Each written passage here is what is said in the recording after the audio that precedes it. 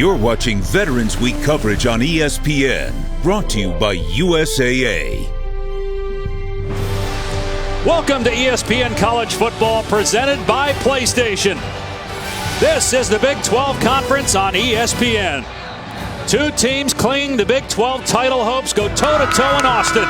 Here at DKR Memorial Stadium, the Texas Longhorns welcome the Kansas State Wildcats. K-State has won 3 games in a row, including 2 weeks ago in Manhattan against then number 5 Oklahoma. In that game, K-State quarterback Skylar Thompson went for 4 touchdowns. In fact, he's run for 7 in the last 2 games. The Wildcats were up big. Oklahoma made it close, but 48-41, K-State with the upset. The Wildcats lead the series with Texas 10-9, but the Horns have won the last 2 meetings.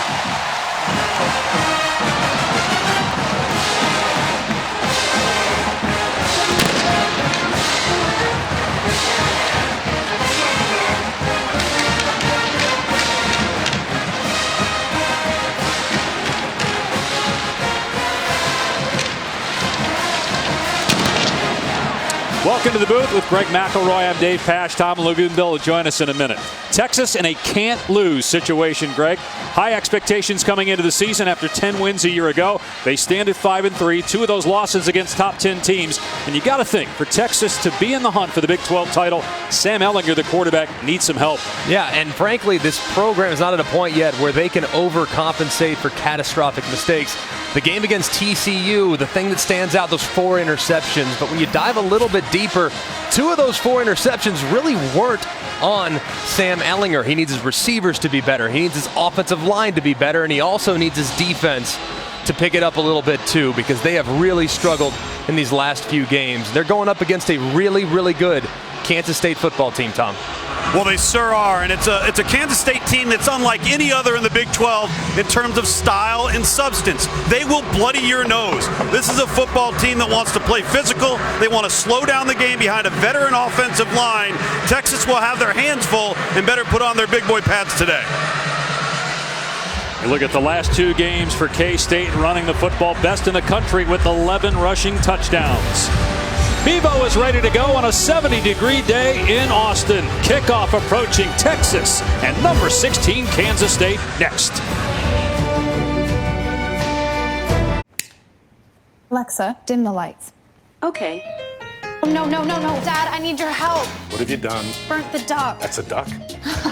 What do you have in that cabinet? Some spaghetti. Okay, chop up some garlic.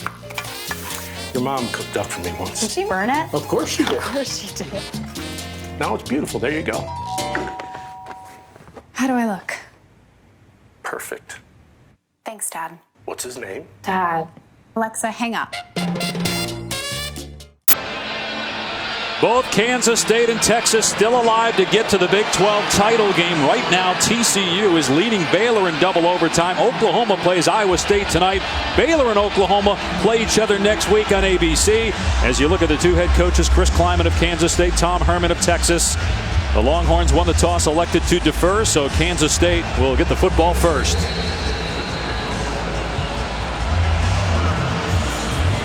Temperature yesterday was in the 40s with rain. We are in the 70s today at kickoff at 2:30 local time, and here we go.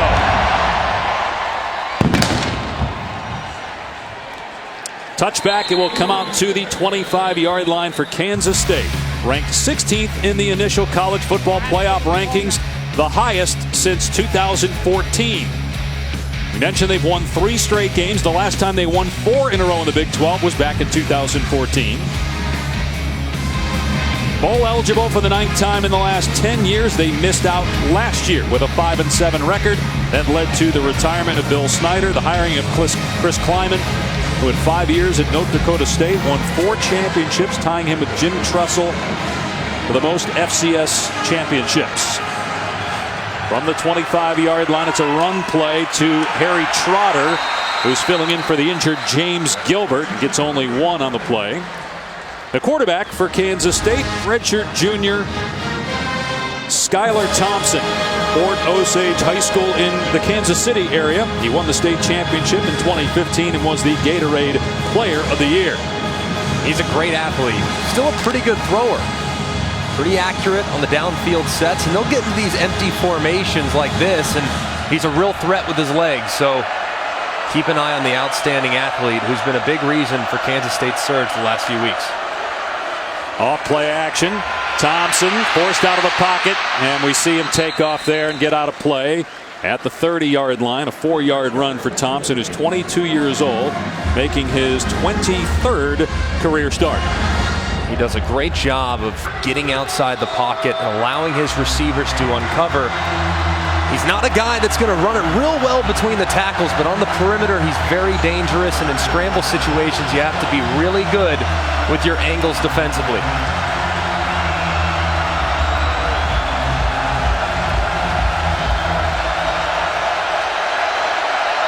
Decent third down conversion rate for K-State this year. This is 3rd and 5. They bring Malik Knowles, a wide receiver, in the backfield.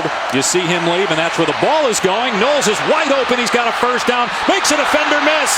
The race is on, and Knowles is inside the 20. He's taking it in. A 70-yard touchdown. Boy, they had that set up beautifully and executed it to perfection.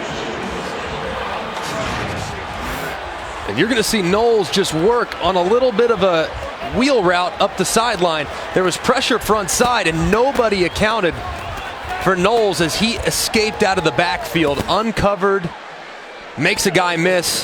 There's nothing standing between him and the end zone. That's a blown coverage by the Texas Longhorns, and a good job taking advantage by Kansas State. And think about it, as the extra point's good. All the talk this week about Texas' secondary finally healthy. And it was Brandon Jones that missed the tackle in the open field that led to the touchdown. Yeah, watch the presence on this side, the pressure coming. And nobody went with Knowles as he lined up in the backfield. They motioned him in there. They didn't do a good job of communicating. And the relatively young linebacker core for the Texas Longhorns puts them in an early hole. You know what, Greg? It was interesting standing behind the offense on that play. I think both Skylar Thompson and Knowles were surprised. I think Knowles thought he was covered initially.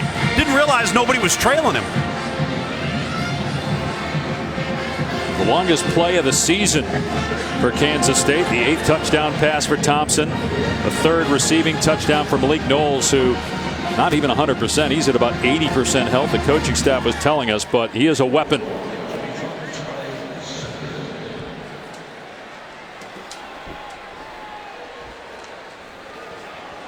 Ty Zentner will kick it deep. Jamison and Duvernay are back for the Longhorns.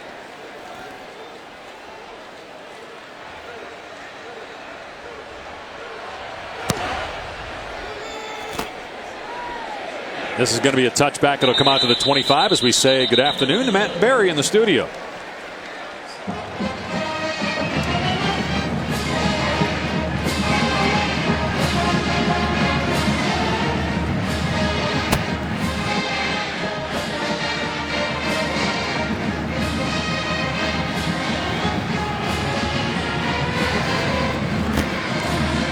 We already showed. Is that... Quesadillas? Gordon Ramsay handing out samples. Seems like just an okay use of your culinary talents, dude. Yeah, it is, smart guy. Almost like having a brand new iPhone, but not pairing it with AT&T. That's true, Gordon Ramsay. Hey, fingers! It's not a buffet. Use the cocktail stick. You have a cocktail stick. Get the most from your amazing new iPhone 11 Pro on AT&T, America's fastest network for iPhones. More for your thing. That's our thing. Defensive end, and as that defensive end crashes on the zone read, he pulls it. Nothing but green grass out in front for Sam Ehlinger. This time he hands it off to Keontae Ingram, and Ingram able to break a tackle, got out of that pile, out to the 48 for 5 yards. Ehlinger Jr. from here in Austin. He's thrown 4 touchdown passes in each home game this year. The first ever to do that at Texas. He had 5 against LSU. They lost that game by 7. Week 2. Ehlinger out of empty on 2nd down. Has a wide open man. It's a catch by Colin Johnson. A first down into K-State territory. Naturally, being from Austin, Ehlinger, diehard Longhorn fan growing up, went to Westlake High School, very famous school that produced Drew Brees, Nick Foles. He was highly ranked in the ESPN 300. Top 3 in program history, total offense and touchdowns responsible for. And in 9 games against ranked opponents, he's 5-4. And has thrown only 1 interception in those 9 games.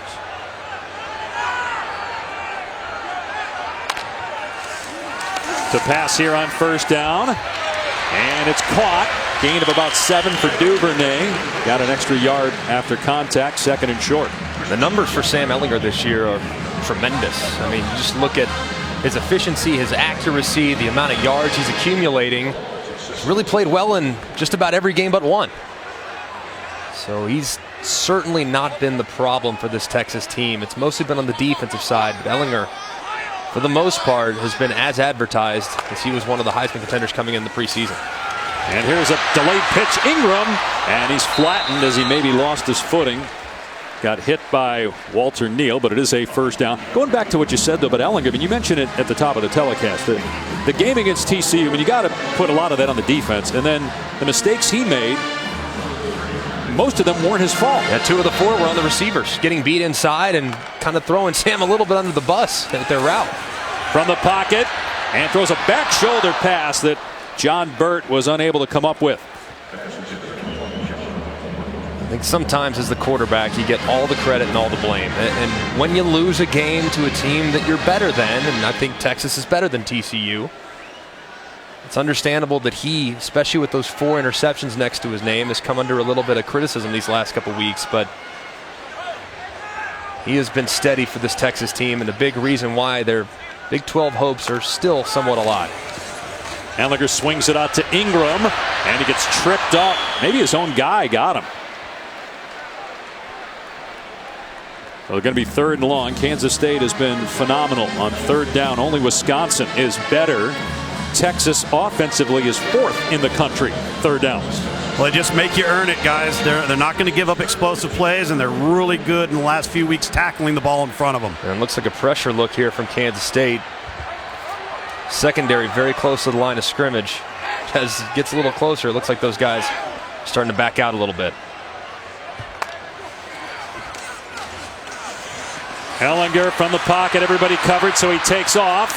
And he's wrapped up and brought down, sacked at the 37-yard line. Jonathan Alexander, among several Wildcats, get the quarterback to the ground and might be out of field goal range.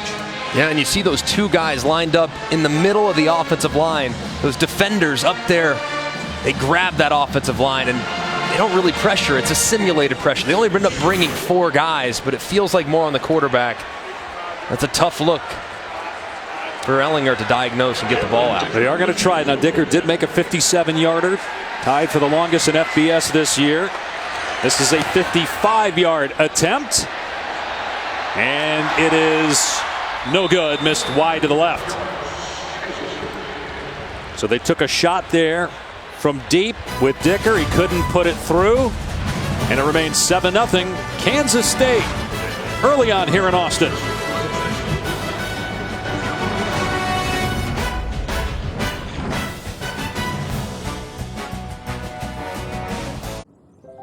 Everybody needs somebody. Everybody needs somebody. Everybody. Find everything you need for the kids this holiday with great gifts like For Real Plum, the Curious Panda, Lego Star Wars Darth Vader's Castle, an LOL Surprise Winter Bigger Surprise, low prices and free shipping on millions of items at Amazon. Welcome back to ESPN College Football, presented by PlayStation. Veterans Week on ESPN, brought to you by USAA. Certainly thankful for all of our servicemen and women, those who have served previously and are presently serving the United States of America. K-State takes over after the missed field goal on its 37-yard line, and they're going to hand it off here to Jordan Brown, and he is stopped for a loss of about 4 in the backfield by Coburn. Let's take a look at what Kansas State needs to do to win with Game Ready, brought to you by Cintas. They do a great job of going vertical in their run game. This looks like a power, standard power. Instead, that backside guard actually kicks, and it becomes kind of like a power counter. And then they also get in this diamond formation, 3 running backs on the field to get a ton of speed. It's really difficult to defend, and that's going to be something that Texas is going to be challenged to do today to neutralize this Kansas State rushing attack. Here's a pass play, and it's Knowles again, giving quite the cushion. Able to break another tackle as Green whiffed out of bounds around the 43.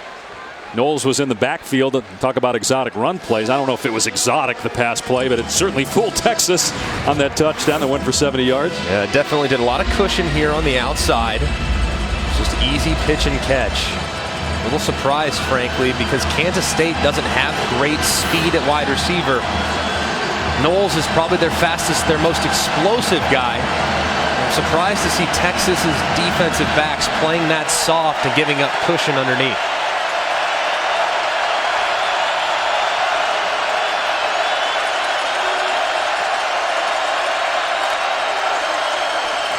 Thompson with time, and a first down grab into Texas territory. Look out, Schoen pushed out of bounds. But another receiver running free for Kansas State.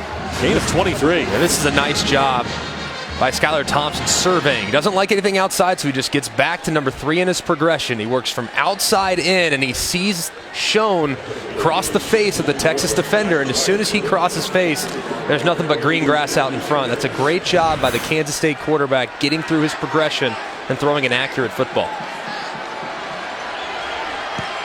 Former walk-on Dalton Schoen. Thompson trying to set up a screen, and now Thompson just hoists it toward the sideline. Incomplete, no grounding because there was a receiver in the area. And that's what they do, Greg. That's just smart football right there. They've been giving them some things in the passing game. All right, let's try and change it up. Throw it a little bit on first down, but the quarterback doesn't make any errors to put them at a disadvantage, because this is a team that's not going to survive on 2nd and 10 and 3rd and long. How about the 102 passing yards? I know 70 came on one play, but we talk so much about their run game. Number 3 in the country in time of possession. Going to run it on 2nd down. Brown got maybe 1 before he's dumped, so another 3rd down and long here for the Wildcats. It's very obvious that Texas defensive coordinator Todd Orlando was hard on these guys in the front 7, because they've looked really good at the point of attack so far against one of the best offensive lines in the Big 12, if not the entire country. So clearly selling out against the run. They've been a little vulnerable through the air, obviously, and that's kind of been the story of the season for the Texas Longhorns up until this point. But they're giving up 40 points per game over their last 3, so he's got good reason to be upset with the way they played this month. See if they can come up with a stop. A delayed blitz, and Thompson got rid of it in time, and it's caught. It's Schoen again going down to make the catch. A gain of 13. They convert 3rd and long again. Yeah, they're just bringing pressure off the right-hand side, and he's going to get home. I mean, it's picked up, and the running back has to save a life because of the twist up front. Therefore, that unblocked defender is able to get a hit on Skylar Thompson, but Thompson felt it, slid left, and threw a really nice touch pass over the top of the Texas linebacker for the conversion. They average 172 yards through the air for the game. They got 115 already. Back to the ground game. Brown is hog-tied. Coburn reached in there, did not appear to get the face mask, just got enough of Jordan Brown. Coburn outweighs him by $150. Oh, some tackle. Clothesline for sure. No grasp of the face mask or anything, just a big strong right arm right underneath the chin. He's a big boy, and Coburn's going to have to be really good in the middle of that defense today against this rushing attack. Yeah, coaches think he's going to be great eventually. Just a redshirt freshman. Second down and long. Thompson again to the air, going for the end zone. Caught. He juggled it but hung on. Joaquin Gill with the touchdown. Rolling on the field is a touchdown.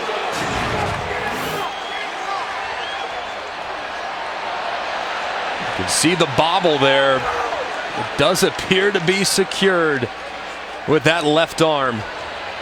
Made it a little tougher than he had to. That's a touchdown, Greg. Yeah, it is. That's a great job by Gill. Former walk-on quarterback showing some good hands and concentration there. Well, someone would say, well, you should have caught it on the first one, right? You guys are like the hardest critics. I mean, no, hey, a touchdown's a touchdown. That was a good recovery after what looked like it might have been a bobble incompletion. Yeah, spoken like two ex-quarterbacks. Yeah. Both you guys saying catch it the first time. If it hits your hand, you got to catch it the first time. But Kansas State's passing game looking the part early as Skylar Thompson has the Wildcats up 14. With you. Oh, oh, so cute. Ooh! Ma! Oh, honey bear. Hey, I'm trying out some new material. You think I can run one past you? Oh, of course, dear. Good. So, why do bears wear fur coats? 'Cause we look silly in sweaters. Waka waka. Waka waka, ma. Portal from Facebook. ESPN College Football is presented by PlayStation 4, the best place to play, and in part by the all-new 2020 Lincoln Aviator.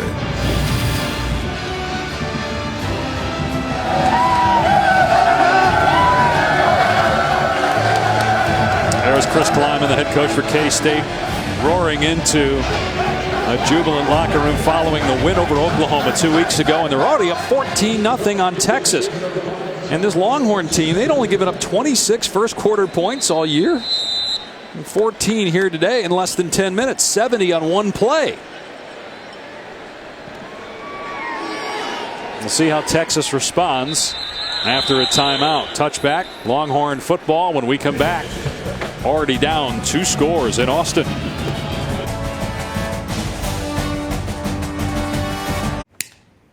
Alexa, dim the lights. Okay. Oh, no. Dad, I need your help. What have you done? Burnt the duck. That's a duck? What do you have in that cabinet? Some spaghetti. Okay, chop up some garlic. Your mom cooked duck for me once. Did she burn it? Of course she did. Of course she did. Now it's beautiful. There you go. How do I look? Perfect. Thanks, Dad. What's his name? Dad. Alexa, hang up. Well, the committee must not think highly of Clemson to rank him 5th, but with Penn State losing, maybe they move up if they can knock off a banged-up NC State team. That's our ABC game tonight at 7:30 Eastern, 4:30 Pacific. Here are the Big 12 standings updated with Baylor beating TCU in triple overtime. And the top 2 teams in the conference meet in the Big 12 championship game. Kansas State looks like a contender right now. Can't say the same for Texas. Long way to go, but and a rough start for the Longhorns, down 14-0.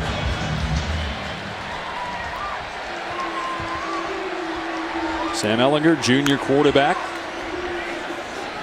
Hand off to Ingram, and he gets maybe 2. Here's Matt in the studio.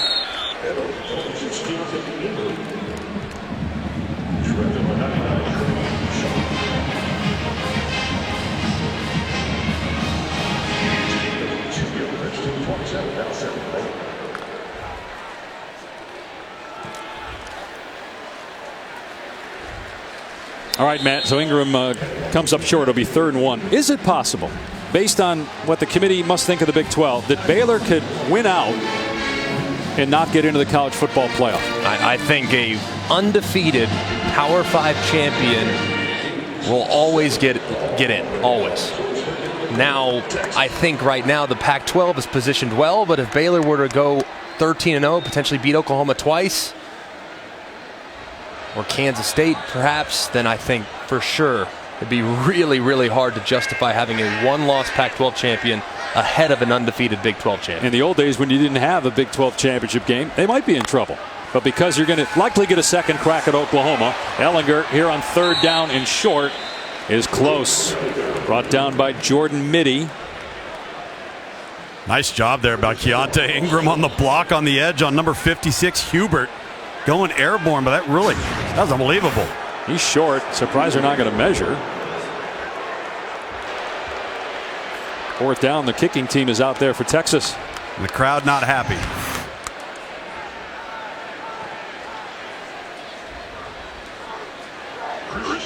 They have a new punter, Chris Nagar. Ryan Buchevsky is out for the year, broke his clavicle in Texas's last game. This is only the second punt of the season for Nagar. And it's a good kick, backing up Brooks. And the fair catch made around the 20-yard line. So far today, Skylar Thompson is throwing the ball with unbelievable accuracy. A guy that's probably a little better runner than he is thrower, but doing a nice job hitting the shallow cross right there. A really nice throw here on third down. Look at him slide to the left away from the pressure, sees the defender underneath, gets it over the top of his head, and drops it underneath the safety. He has been very efficient so far today and has taken advantage of a couple issues in that Texas secondary. And think about it, you got Caden Stearns back. He had missed the last 4 games. Jalen Green had missed 4 games. So you wonder if there's just some rush still with that back end for Texas. See if they can clean it up here. Can't get down 21-0.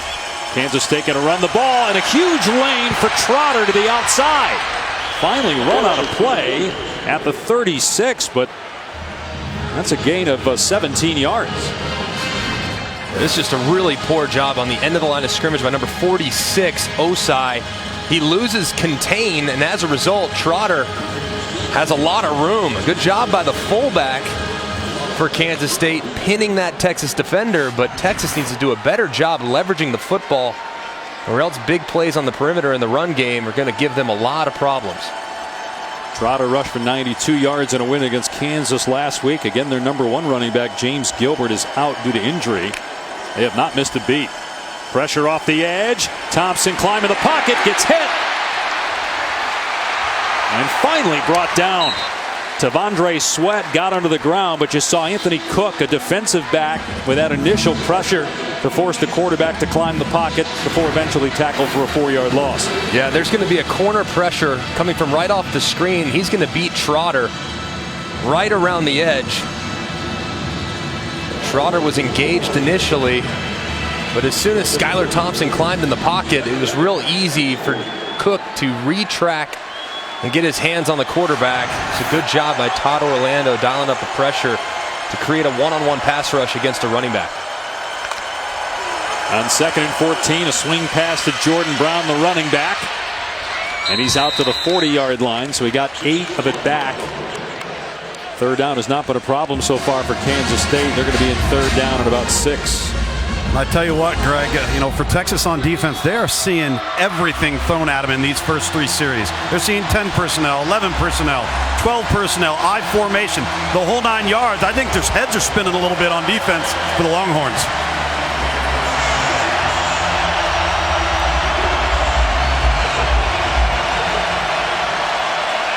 Looks like Todd Orlando here saying, forget about it. We got good personnel. Let's play man coverage and press with the corners up in the face of those wide receivers. They rush 4, and the pass is off the mark, incomplete behind the tight end Nick Lenners. A penalty flag is down in the secondary. In fact, it was thrown by the safety, nowhere near where the ball was thrown. It was late, too. The back judge threw it. It was a really late flag. Scott Campbell, who's worked 24 years in the San Jose Fire Department, a referee. Number 87, offense, blocking downfield on a legal forward pass. That penalty is declined, 4th down. And wasn't he the intended receiver? I think that's where they were trying to go with the football, but the ball was thrown so far off the mark. I think that's a bad call. He was facing the quarterback, Greg. I think it is, too. Yeah. Either way, it sets up a punt and a much-needed punt. Yeah, a huge stop for the Texas defense that was reeling these first couple drives. Devin Anktel, who's averaging a school record 45 yards a punt. Kick it deep to Brandon Jones. Good kick, maybe too good. Into the end zone for a touchback. 60-yard punt, but a net of 40. We're inside a minute to go in the first quarter. 14-0. Kansas State leads.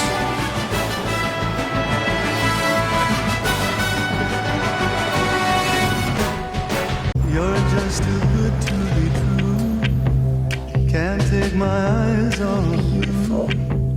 You'd be like heaven to touch. I wanna hold you so much, and I thank God I'm alive. You're just too good to be true. Can't take my eyes off you. Free one-day delivery, video, music, and more with Prime. Texas was ranked in the top 10 in the AP poll in the preseason. Started 4-1 with a lone loss here at home by 7 to LSU, which, by the way, is up 10-0 in Alabama right now. Lost 2 of the last 3. Obviously losing to Oklahoma big in the Red River rivalry game, and then at TCU. And we talked about Ehlinger not turning it over the first 7 games. 4 picks against the Horned Frogs, but most of them not really on the quarterback. And Texas now trailing 14-0. Late first quarter. Ehlinger looking downfield. And a throw that's on the money for a first down out past the 45 to Devin Duvernay, who's 3rd in the country in receptions with 70. A penalty marker, though, in the backfield. Let's see if this negates a 29-yard pass play. Holding, number 52, offense. 10-yard penalty from the previous spot. Still first down. Wow. Samuel Cosme, the left tackle, called for holding. You're going to see Cosme here on the end of the line of scrimmage working against Kyle Ball, number 44. He beats him initially, and then Ball disengages and Cosme grabs him. That's a good job by the official recognizing that, and that kills Texas momentum after the nice gain. Instead of being at midfield, you're back at your 10. First down and 20. Penalties have been a problem all year for Texas. Roshan Johnson, a true freshman, in there at running back, a low snap, and Ehlinger does well to get out of there and dives ahead to about the 19-yard line. Gets him back near the line of scrimmage, original line of scrimmage. It's a good job, though, at handling a tough snap. You're backed up. Team's reeling. Just get it back to second and manageable. Still have a couple downs to pick it up, but it's been all Kansas State here after 1 in Austin.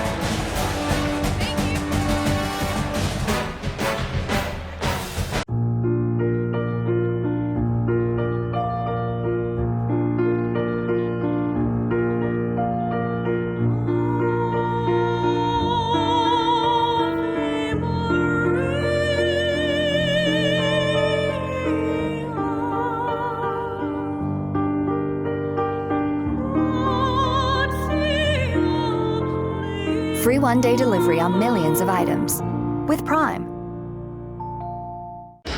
This season, for every field goal and extra point made by participating universities, Allstate will make a contribution to the university's general scholarship fund. Thank you, Allstate.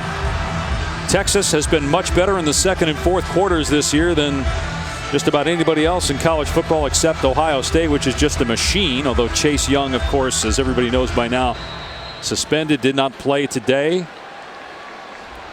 as the Buckeyes trounced Maryland. Texas, meanwhile, faced with a second down and long, trailing 14-0 as we start the second quarter. Ehlinger to the air. And a catch is made for a first down by Brennan Eagles, who did not play in Texas's last game due to suspension for a missed practice. What a great job of coming back to the ball, Greg. That was fantastic by 13 Eagles there. Yeah, you don't often see the 20-yard curl route. That was a deep curl route. Ball was in the air a long time. Good job by the big body wide receiver tracking it and securing it for a really nice conversion after being backed up on the first down holding call.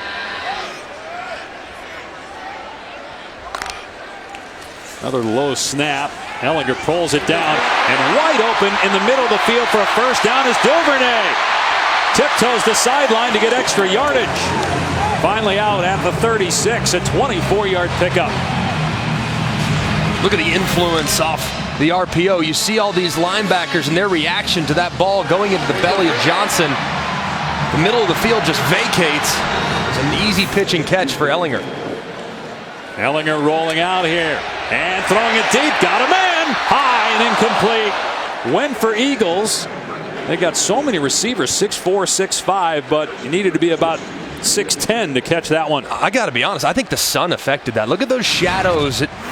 That ball was essentially right in the sun. I mean, he's kind of late, didn't adjust it. If he keeps running and runs through it, there's a possibility he might make that catch. Greg, there's no doubt it did. I'm on the field level looking back at it. There's no question the sun played a role there. Yeah, it had to. I mean, that is right into the face of the sun. Really, really tough on the receiver there.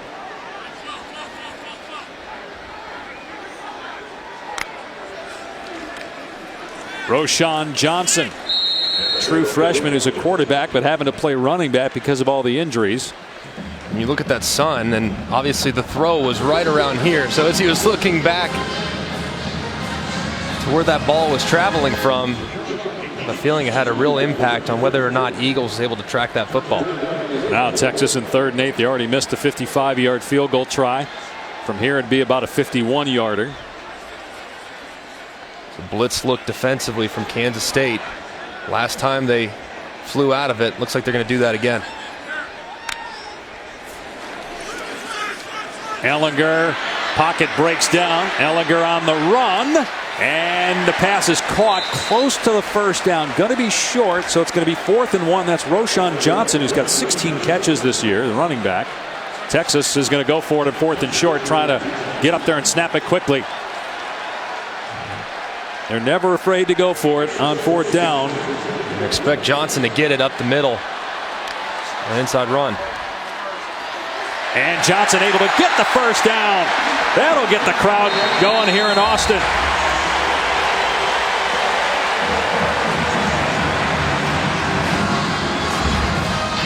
It's an interesting job here. You're going to see 91 and try to cross-face the center, which just opens up a big hole for Johnson to hit.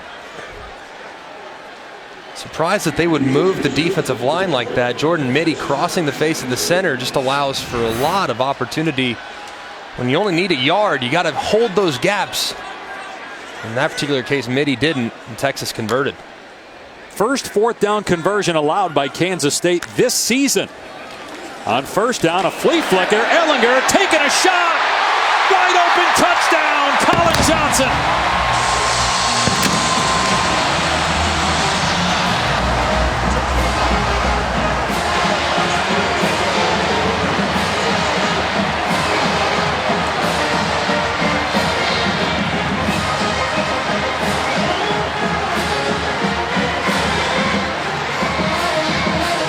Started with the 4th down conversion by Roschon Johnson, who's a quarterback and was switched to running back before the season opener. He picks up the 1st down, and then on the next play, he pitches it back to the quarterback for a touchdown pass to Colin Johnson, and the Longhorns back within 7 following the extra point. You don't often see the flea flicker in the red zone from the 21-yard line. Ellinger gets the pitch and throws the strike, and Texas cuts the lead in half.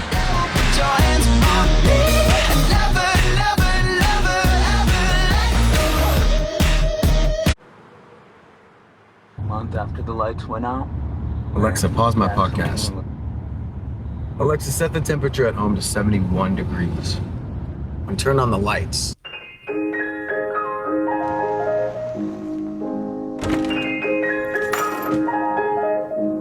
Alexa, call Mike. Thanks, hon. Have fun at work.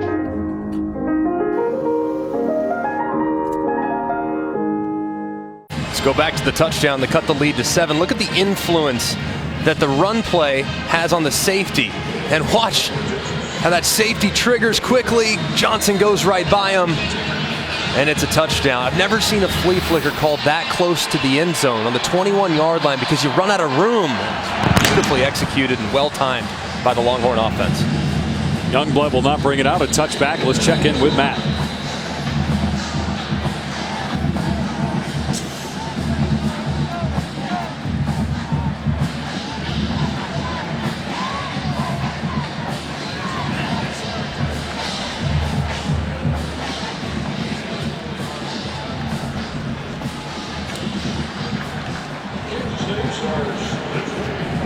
Well, Matt, during the commercial, Greg was telling everybody that he called that this week, that Waddle was going to get a punt return for a touchdown. So well done there, Matt. Feel good about that. You remember your wins and try to forget your losses, because I also thought Penn State would beat Minnesota.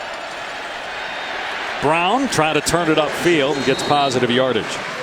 Now, the quarterback for Kansas State, Skylar Thompson, has been hit hard by cancer. He lost his mom when he was 6 years old, Teresa Lynn Thompson. She was diagnosed with stage 4 breast cancer, wears a cleat to honor her.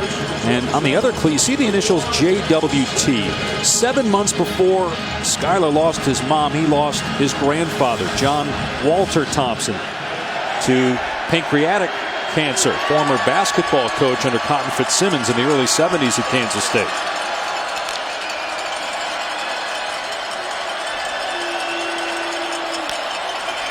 Skylar on 2nd down and 8.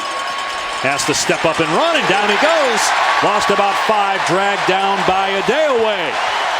First full sack on the year for Adeoye.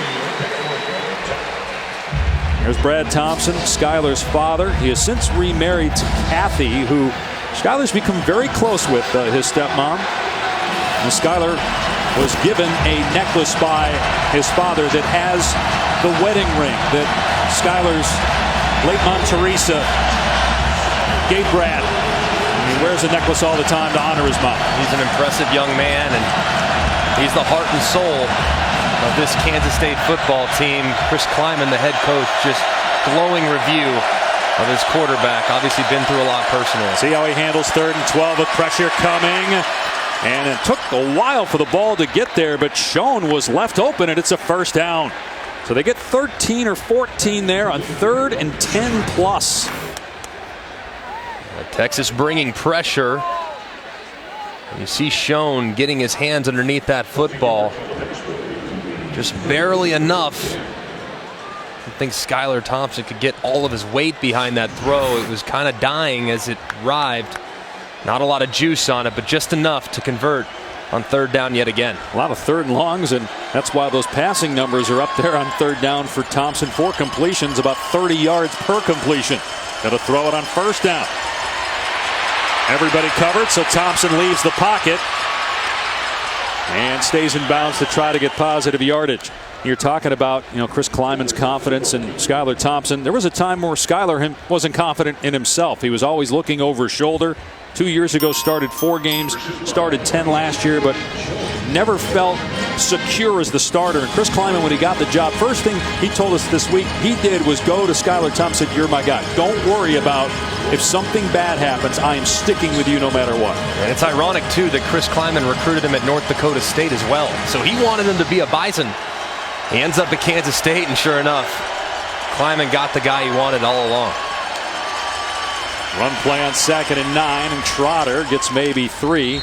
Kleiman told us he did the exact same thing with Carson Wentz at North Dakota State. And probably people are listening saying, well, of course, Carson Wentz is going to be the guy. But there was a time where you didn't know whether Carson Wentz was going to become a top 10 pick. But the confidence that a head coach can instill in a quarterback, I mean, you've been in that position, Greg. How meaningful is that? It's huge. And the most important attribute, you could say accuracy, arm strength, athleticism, all that stuff. If you're not confident playing the quarterback spot, you can't play at a really high level. And Skylar Thompson, having that confidence now, has really turned into a different player. Even since the Oklahoma game, he has really started to put this team on his shoulders, and they've really responded to his leadership. Here he is on 3rd down and 5. Gets rid of it quick. And it's another conversion. White King Gill on the catch. Boy, Thompson has been so accurate on these 3rd down throws. And it's so decisive, too. Look how quickly that ball comes out. You see Gill actually still running his route as the ball releases. I mean, the ball's already out long before Gill turns around to try to locate it. And Greg, I'm really surprised that Texas has been this soft in their back end. They have a talent advantage, they have a size advantage, and they have a speed advantage, and have not gotten up into the face of these receivers. Tyler Burns is in the game at running back.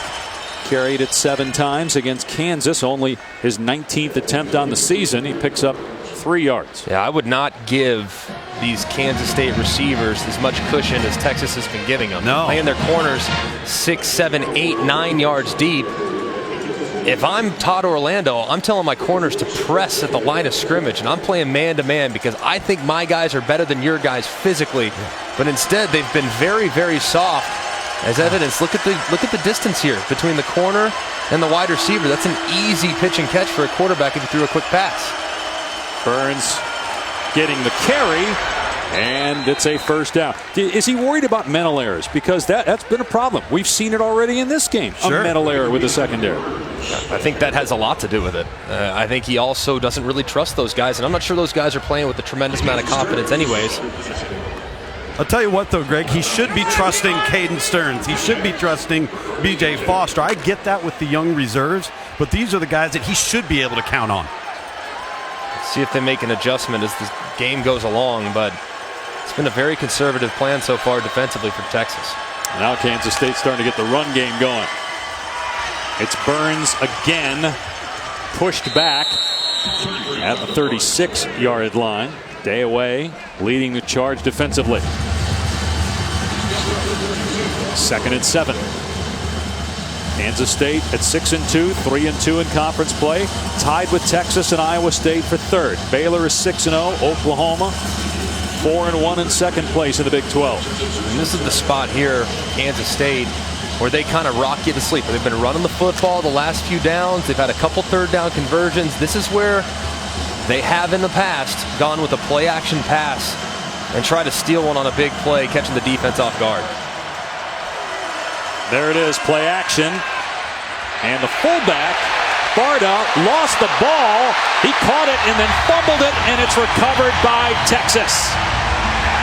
Longhorn football, Ojimo with the fumble recovery. Rolling on the field. Let's see if Barda secured it.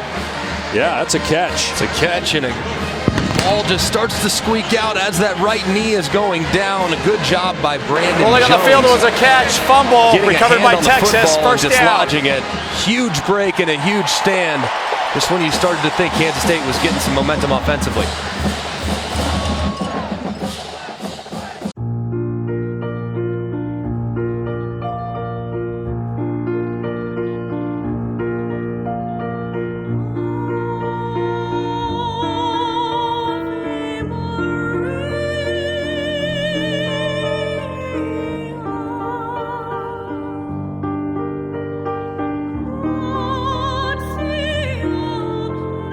Free one-day delivery on millions of items. With Prime. ESPN College Football.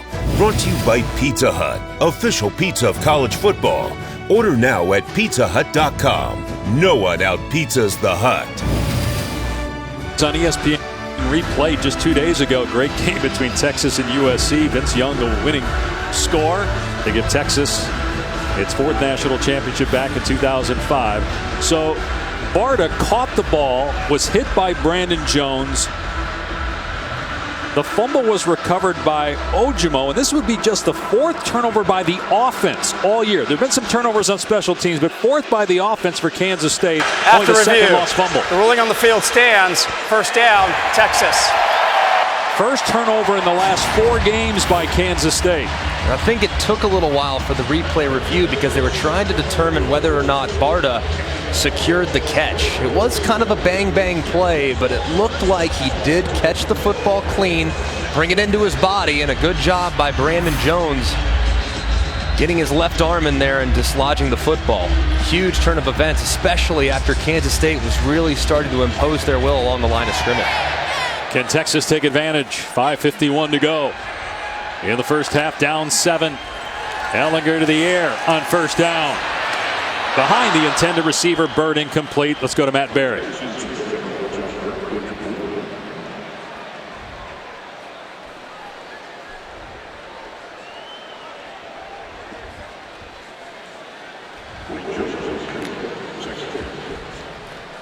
And here's Ingram running the ball and spun forward close to the line to gain. He's got a first down to the 49. Keontae Ingram, who's added 15 pounds of muscle from last year. He's up to 220. I really like him. I think he's going to be a really good player here in time. Him and another freshman, Whittington. They're going to be a really nice 1-2 punch here, I think, for a number of years. And of course, Roschon Johnson, a quarterback that's been playing running back, the number 2 running back behind Ingram because of injuries. I don't know if he stays there or not, but they have some pretty dynamic players playing running back spot, especially when you thought that was going to be a position of concern for the Longhorns after some of their injuries. Ingram lost 2 yards on that first down carry. Whittington missing his 8th straight game. Here's Ingram out of the backfield as a receiver, and he's going to get tackled for a loss again, this time by Elijah Sullivan. And a great job defensively by number 3, Sullivan. I mean, look at how he's able to leverage the football. Just runs right through Leitao.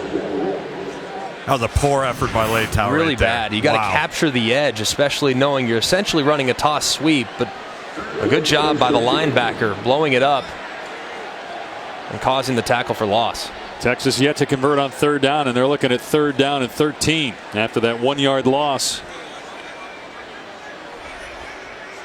Play clock winding down. It's at 2. Ellinger taking off here.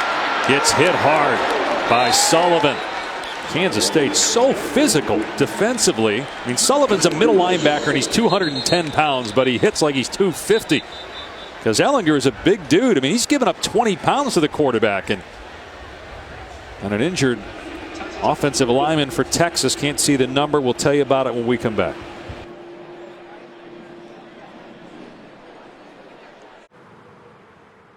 A month after the lights went out. Alexa, pause my podcast. Alexa, set the temperature at home to 71 degrees. And turn on the lights.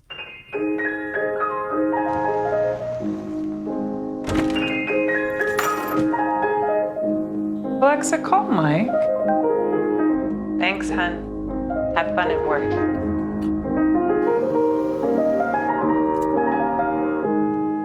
Hard to believe it's already week 10 of the NFL season. Started off on ESPN and the ESPN app with Sunday NFL Countdown, and then a terrific Monday Night Football game.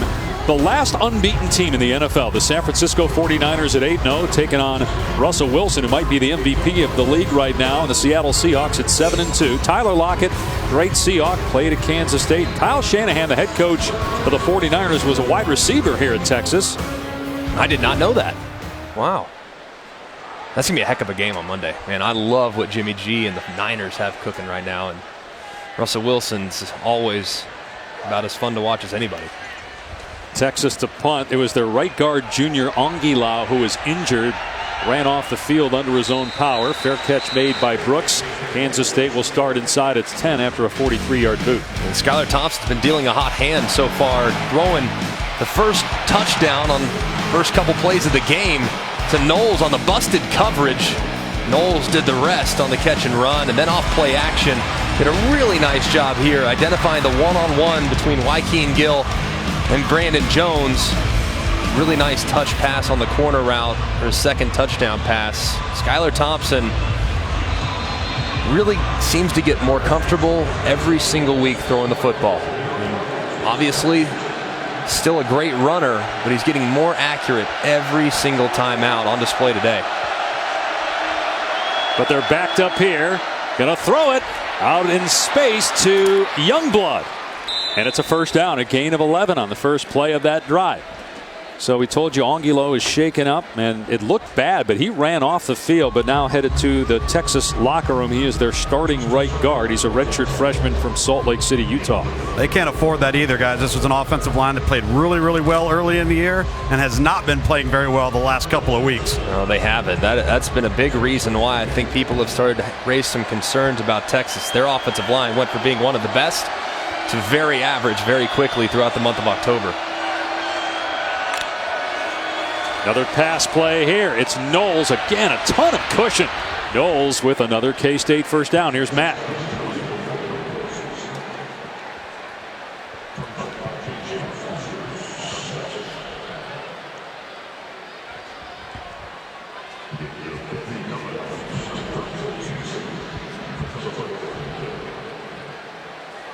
It's been such a weird year for Minnesota. They almost lost all their non-conference games, right? They were down in all of them in the fourth, and then They played a backup quarterback every week in Big Ten action until today, and then they play that well and beat Penn State. They have been blowing people out, though, the last few weeks. Another pass out in space. This to Phillip Brooks. It's another Kansas State first down. They're making it look easy through the air. 17 more yards. No, Greg, I think that's one thing that Kansas State's coaching staff deserves a lot of credit for. You know, we know what they want to be. We know they want to run it. We know they want to be physical. But look at what Texas has given them. Yeah. And they're willing to take it. And respect your opponent, too, right? Sure. So you look at Texas. Texas is pretty good on defense against the run. They're pretty solid. I mean, you saw TCU kind of abandon the run after the first half a couple weeks ago to start to make some big plays through the air. So they respect their opponent, and they're finding the path of least resistance right now. That's through the air. Another wide open receiver. This is Schoen. Breaks a couple tackles inside the 40-yard line. Another first down, 13 more yards. Yeah, you look at the cushion, and it's going to have an impact because of this play action. You're going to see the corner crash inside, which means Schoen has a ton of room, and it's him against Stearns. They're 12 yards downfield. And at some point, Texas is going to say, hey, forget about it. We're not giving easy completions. We're going to press you. We're going to get up in your face. We're going to disrupt timing. Just what's taking them so long to make that decision? I have no idea. Skylar Thompson's already got a career high in passing yards for a game. And we're in the first half. Play action again. And that throw off the mark. So the clock will stop with 1:28 to go. Taylor, the intended receiver. I mean, coming into today, Thompson had more career starts than career passing touchdowns, and only 7 coming into today, but he's got 2 touchdown passes already and a career high 220 yards.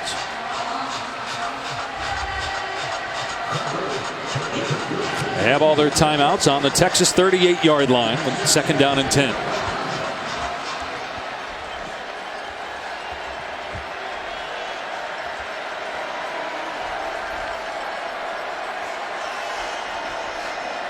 Thompson to throw it again, and Knowles looked like he got tripped up there by the turf. I don't know what happened, but the pass was not close. 3rd and 10. Yeah, he just slipped. He looked over at Skylar Thompson and kind of pointed to his chest as well. So that's on me as he was trying to come back out of that curl route. It wasn't the defender that got in the way. They're still giving cushion. Still a ton of cushion. All right, guys, are you thinking 4-down territory for Kansas State, meaning the run is in play here in 3rd and 10? It is, and I think it's dependent on, obviously, the look you get defensively. If you have a positive look defensively to run the football, you can, and then come back on 4th down to pick it up potentially. Play clock down to 1, and they had to burn a timeout.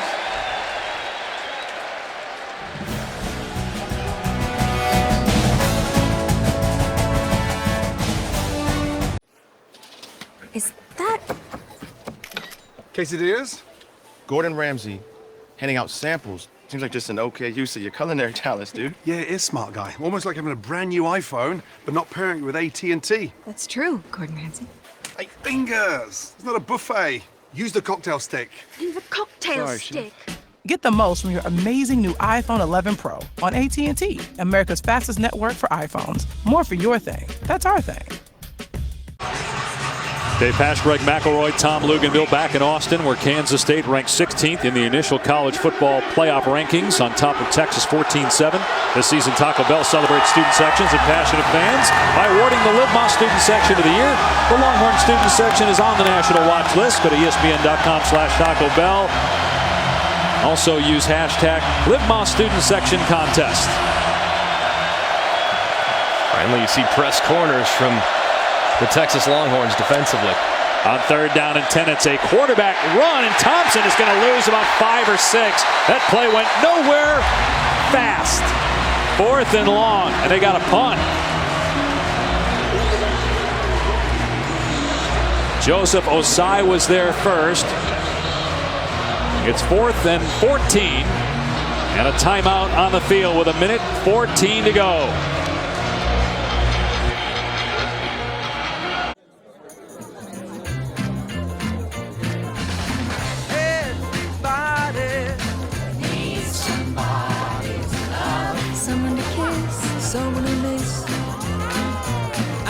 Find everything you need to get together this holiday with essentials like Amazon Basics dinnerware set, Rivet Modern Stone and Birch Tray, and Stone and Beam Faux Fur Throw Blanket. Low prices and free shipping on millions of items at Amazon. About half of Texas Memorial Stadium in the shade here now. 4 o'clock local time on a beautiful Saturday afternoon. Temperature in the 70s. We were in the 40s yesterday. And a good stop by the Texas defense. Out of field goal range on the sack. So now a punt. Engel is deep, and Brandon Jones, the return man for Texas. Longhorns will have 2 timeouts left when they get the football back. They also will get the ball to start the second half. Terrible kick by Engel. That's going to get the Longhorns the ball around their 19-yard line. Only a 24-yard punt. Just went right off the side of Engel's foot. Went off the ankle of Engel. Sorry. Wow, that's a reach. That's a reach. You know what? Even though that was a poor punt right there, just from the Texas stop on defense, Dave, that you mentioned, keep in mind, Texas gets the ball on offense coming out of the locker room. So not allowing points right there could be a huge swing coming out of the third quarter. And Ehlinger has done a pretty decent job today. He's been accurate with the football. Did have one big play wiped out by a holding call, but he's been solid. Ehlinger in trouble.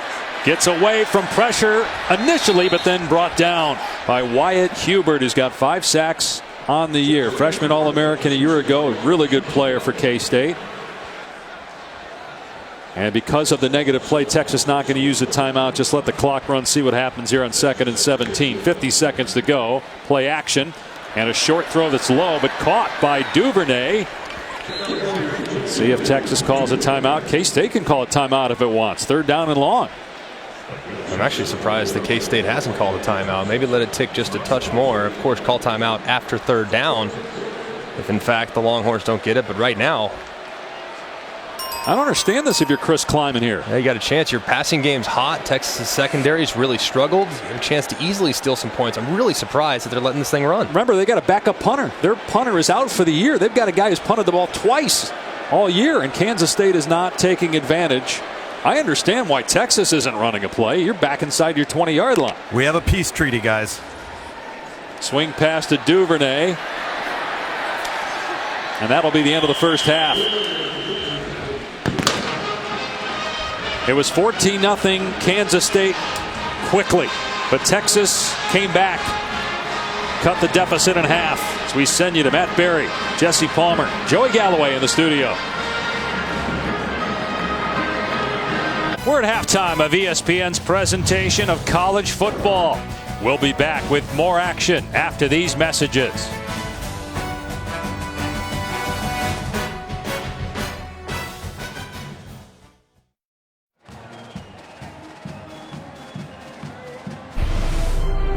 You're watching Veterans Week coverage on ESPN, brought to you by USAA. Welcome back to ESPN College Football, presented by PlayStation.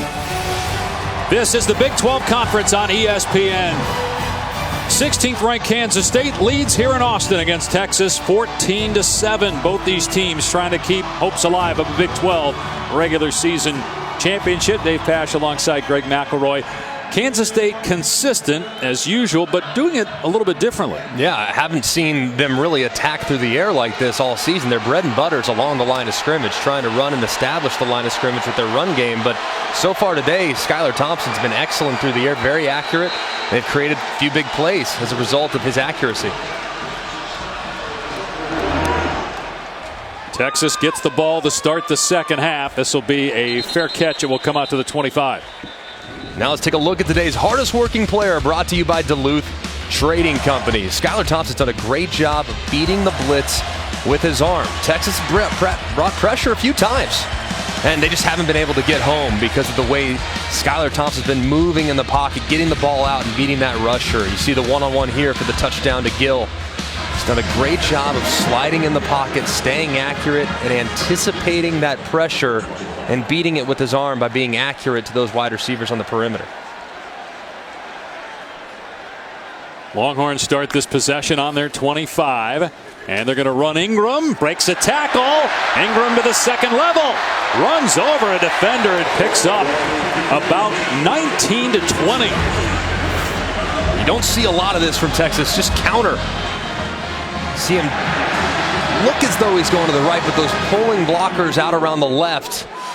A lot of space there for Ingram. Great start to the second half for the Longhorn offense. Ehlinger on the rollout, throws a strike into K-State territory to Eagles. Here's Tom. Hey guys, talking to Chris Kleiman coming out of the locker room, he was really pleased with how things have started off. He said this is going to be one of those games that's like we thought it would be. We need to make one more play and one less mistake than Texas makes to finish this thing out. And also, Junior Anglau, the right guard, is out for the rest of this game. They've taken the backup center, Derek Kerstetter, 68, and put him over at right guard. He was listed as the starting right tackle.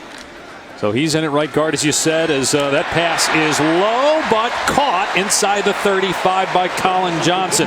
Hubert was that close to hitting Sam Ehlinger, but he completed the pass for 15 yards. Yeah, it's a really nice catch, as it was a little bit low, but a really nice job by Ehlinger, knowing that he had a free rusher running as far away from him as humanly possible before he delivered the football.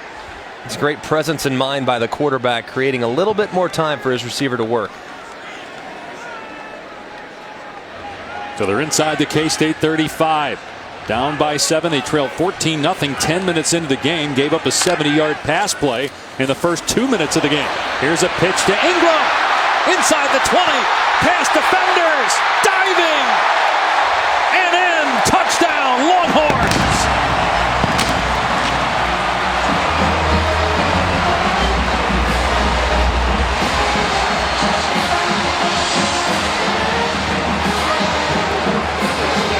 Keontae Ingram packed on some muscle in the offseason, but he hasn't lost the Jets. See that right foot really close. Is it in bounds? Of course, every play is reviewed. It's really close. Man, it's a heck of an effort. And obviously, if he is in bounds there, the ball hits the pylon, and it means it's a touchdown. But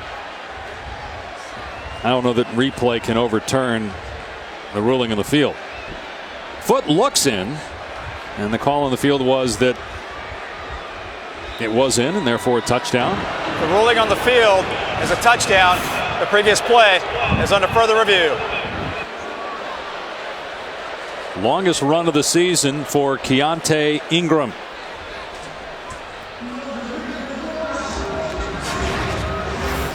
It's a great job inviting the extra rusher on speed option. Ehlinger, knowing he's unblocked, this is an automatic pitch, and an excellent job by the slot receiver there, Malcolm Epps, number 85, who did a great job blocking out in front. You can see here as Ingram goes right next to that sideline. It's so close. I just don't know. I mean, do you have enough right there? Is that enough to say he's out? Greg, do you see any of the turf, the white portion of the turf move at all there? I think the call stands. Yeah. This is probably the best angle when you zoom in, if that guy wasn't standing there. Because you can kind of tell where that white line is. This one, it's really close. I just don't see any indisputable video evidence to overturn. Therefore, I would say the call stands. If they would have said he was out of bounds when it was live, you could have understood why as well. After review, the ruling on the field stands. Touchdown. 5th rushing touchdown this season for Keontae Ingram, and Texas with an opportunity to tie the game. I'll tell you what, guys, for Tom Herman, what he told me going to the locker room, we can't run it. We've got to run it. We've got to stay out of 3rd and long. He couldn't have asked for a better start to the 3rd quarter from his offense. And Luke's at the top of the telecast. We said, man, Ehlinger has got to get some help. Now, I know against TCU he didn't play great, but his defense has got to be better, and his backs have to make some plays. Ingram did there. The point after by Dicker ties us at 14. When the Texas Longhorns made running the football a priority in their halftime adjustments, it paid off as they tie it at 14.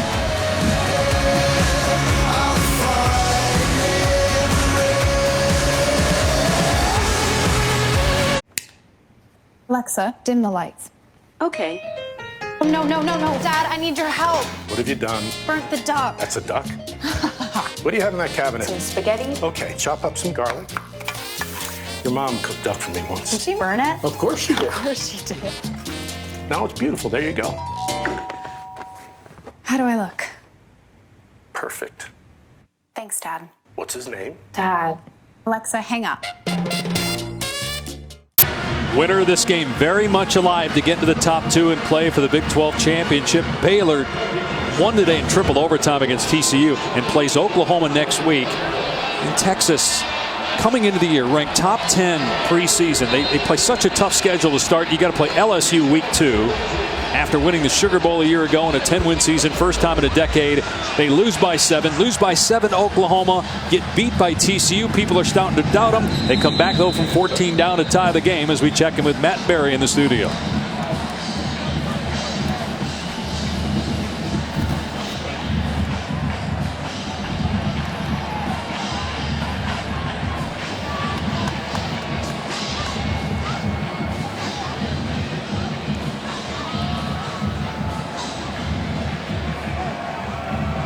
Should we be surprised at all by LSU putting up 26 points the way the offense has played this year? I'm not surprised that they've scored points. What I'm surprised is that Alabama's only been able to manufacture 6 points offensively and 7 points in the return game. They fake the jet sweep. Quarterback Keat Thompson to the 30, picked up 5, brought down by Jawan Mitchell. So Skylar Thompson, normally very good runner, but it's been through the air that he's done the damage today. 120 yards, or 220 yards rather, a career high for the junior from Independence, Missouri. Most of the first half, Texas was playing very conservatively on the defense, especially in the secondary. Their corners were playing at 8 or 9 yards deep, giving up a lot of free throws, free completions for Skylar Thompson. It'll be interesting to see if the Longhorns adjust the way they align their secondary here in the second half to take away some of those easy completions. Look at the corners. They're pressed. That was not the case in the first half. They run it though. Ball is out and recovered by Trotter. He put it on the deck. Think about it. They have fumbled. They've lost a fumble coming into today one time on offense all year. They lost one of the first half and escape a second lost fumble right here. Yeah, Trotter. I mean, that ball was right in his belly. Just didn't secure it as he approached the line of scrimmage. Lucky to fall on it, though, as it took an awkward hop. Set up 3rd down and 6. A down that was very good for the Kansas State Wildcats in the first half. Look at the corners pressed up once again on the outside. Pressed up, but there's a lot of cushion here. Keep an eye on the slot receiver, Gill. Thompson in trouble, gets rid of it to his check down, and it was dropped by Lenners. He may have gotten the first down if he had secured the ball, but he couldn't hang on, and so K-State will punt it back to the Longhorns. And you're going to see Thompson was trying to work the double slant concept to the left. I thought he passed up his inside receiver, Gill, who would have been likely able to catch the football and convert the first down. Instead, the pocket collapses. He tries to find an outlet, and Lenners is unable to bring it in. Brandon Jones is back deep. All the momentum favoring Texas right now. Down 14-0, 10 minutes into the game. High punt into the sun. And the fair catch made at the 30-yard line. Just a 41-yard punt. Early 3rd in Austin, tie game.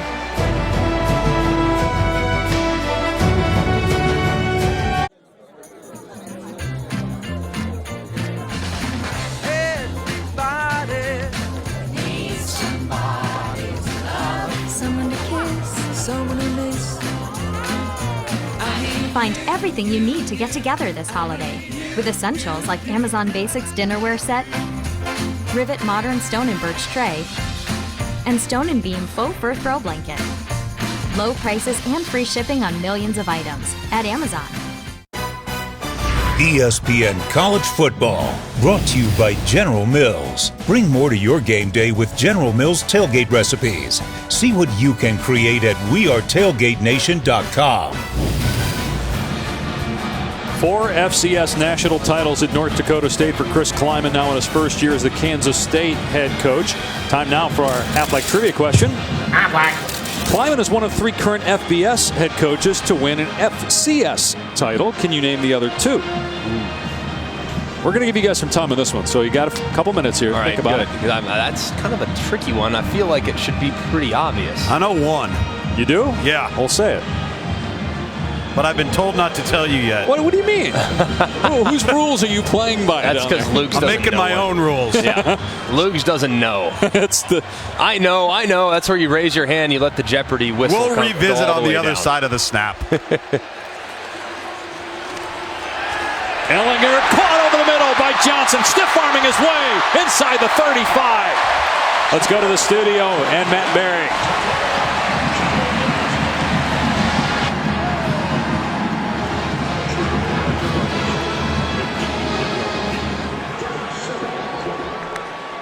What a meltdown at the end of the second quarter by Bama. Ingram running here, and what a great run. Picked up 9 on the play. Busting tackles. All right, let's answer the Affleck trivia question. The guy at East Carolina is one of them. Affleck. Okay. Yeah, that's right. And Craig Bohl. Yes, Craig Bohl, and the guy at East Carolina is Mike Houston. There you go. Yeah. Won a title. Mike Houston did at James Madison. Craig Bohl at North Dakota State. Won 3 titles. I think Craig Bohl. I did not think about East Carolina. Meanwhile, Texas on the cusp of the red zone. Looking to take the lead for the first time. Ellinger off, play action to the end zone, and there's a flag. McGee had a hold of Colin Johnson. Keevian McGee, a sophomore, getting the start at corner for the injured A.J. Parker, and that's a tough matchup. He's given up 8 inches to Colin Johnson. Well, he's listed at 5'10", Greg. Pass interference, number 7. Defense, 15-yard penalty from the previous spot, automatic. First down. I think that's a bit generous. And you can see right now Colin Johnson walking right behind McGee, and the difference between the two of them, I mean, it's monumental on the perimeter. And now you see 15 lining up over Colin Johnson. They got the same matchup again. He's actually smaller. Walter Neal's an inch smaller than McGee. At least that's what he's listed at. First and goal for Texas. Wow. And here comes another trick play in the red zone. The pitch to Duvernay. And he gets knocked down near the line of scrimmage. There is a flag down as well. Patton on the takedown. They're going to get Ellinger for a block in the back, Greg. Remember, they ran a flea flicker in the red zone in the first half. They run a reverse this time. And as Luke said, they're going to get penalized. I think Ellinger did initially have decent position to put a good block out there, but he got beat, and as a result tried to overcompensate and hit the guy in the back. During the run, illegal block in the back, number 11. Offense, 10-yard penalty from the previous spot. Still first down. Yeah, you see he's trying to get up there, get a hold on the defender, on Walter Neal, and Neal slips outside. Ellinger tries to save a life, and we were at practice Thursday, Greg. I didn't see him in any blocking drills. No, he does not spend his time in the chutes with some of those offensive linemen, so understandable penalty for sure. So now first and goal, and they're outside the 15-yard line. Ellinger to the air. Dumps it off inside the 15 to Duvernay, who's number 1, late flat. Duvernay, number 1 in the country in receptions per game. They're probably going to get Texas here on a late hit on Parker Braun. Sure are. After the play was over, personal foul, unnecessary roughness, number 73. Offense, 15-yard penalty from the dead ball spot. The down counts, second down. And you'll see Braun coming in here, cleaning up around the pile is what they call this, but just way too late and unnecessary. Braun's a 5th-year senior, transfer. Can't make mistakes like that. Now,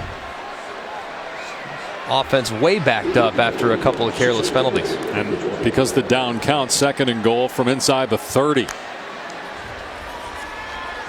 Ellinger with time to throw, overshoots Duvernay.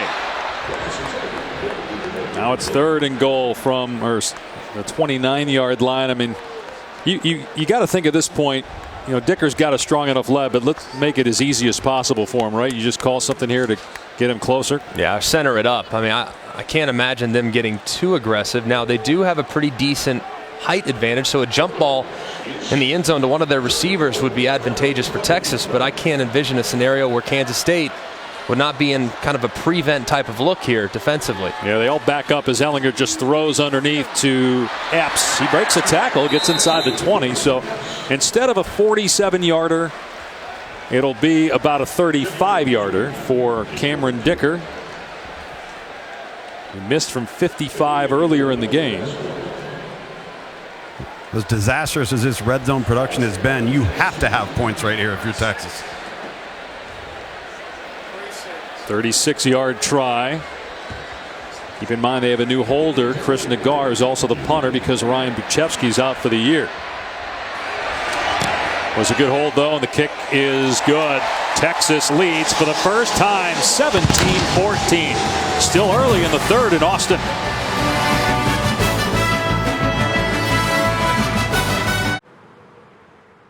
A month after the lights went out. Alexa, pause my podcast. Alexa, set the temperature at home to 71 degrees. And turn on the lights.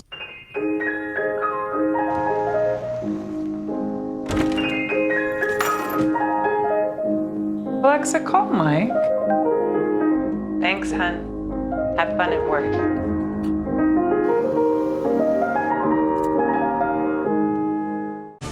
NFL Primetime is back. Primetime's available Sunday through Wednesday only on ESPN+. Welcome back to Austin. Dave Pasch alongside Greg McElroy and Tom Luginbill. So good to have TJ and Boone back. ESPN Plus NFL Primetime. Look at Kansas State the last 4 drives. After that great start leading 14-0 10 minutes in, they've punted 3 times and turned it over on the last 4 possessions. Texas just went ahead on a short field goal. K-State's going to start this drive on the 25. Let's take a look at Wildcat center Adam Holtorf, a finalist for the Campbell Trophy presented by Mazda. Team captain pursuing an MBA. He's excelled on and off the field at the highest levels as a student athlete. He's the school's 7th National Scholar Athlete. Away from the field, he's very involved in Special Olympics, participating in the Thrive Flint Hills Initiative. Has assisted with the Seward High School youth football camp for 4 years. He's an impressive young man and a good player too. I mean, you look at this offensive line for Kansas State. Veteran group work really well together. Holtorf's the guys in the middle you can certainly rely on. 34th career start for him. Here is Tyler Burns, who's listed as their 4th string running back, but he's getting a lot of carries since the first quarter, and that's a 6-yard run behind the center Holtorf. This is what I would expect from Kansas State here. They threw the ball really efficiently in the first half, but they need to get back to doing what they've always done. And that's trying to run the football and then set up some opportunities off play action. If you look at the time of possession, obviously that's something that Kansas State really prides themselves in. They want to shorten the game. And them turning into a more pass-oriented attack in the first half, it's probably something they're going to abandon a little bit here in the second half, knowing that Texas is playing a little more aggressively on defense. Texas did a good job against the run in the first half. Play fake again, and Thompson got some pressure. The receiver was out of bounds that time. Jawan Mitchell got a shot in on the quarterback, and you saw Malcolm Roach, a defensive end, running down the field with the intended receiver. Yeah, and you see number 79, Holtorf, not able to pick up the linebacker as he wrapped around. And look at Roach. He's 300 pounds running with a running back. It's a big boy. Tell you what, Texas is really locked down in the secondary, and they're not giving an inch. They have started to really take away some of those underneath throws that were working very effectively for Kansas State in the first 30 minutes. Play clock at 1. All kinds of stuff going on. The play clock hit 0. There was movement. A defender jumped offside for Texas. So 2 penalty markers are down. I think the delay happened first before movement. The officials are talking about it. Malcolm Roach was the guy that you saw jump into the neutral zone for Texas.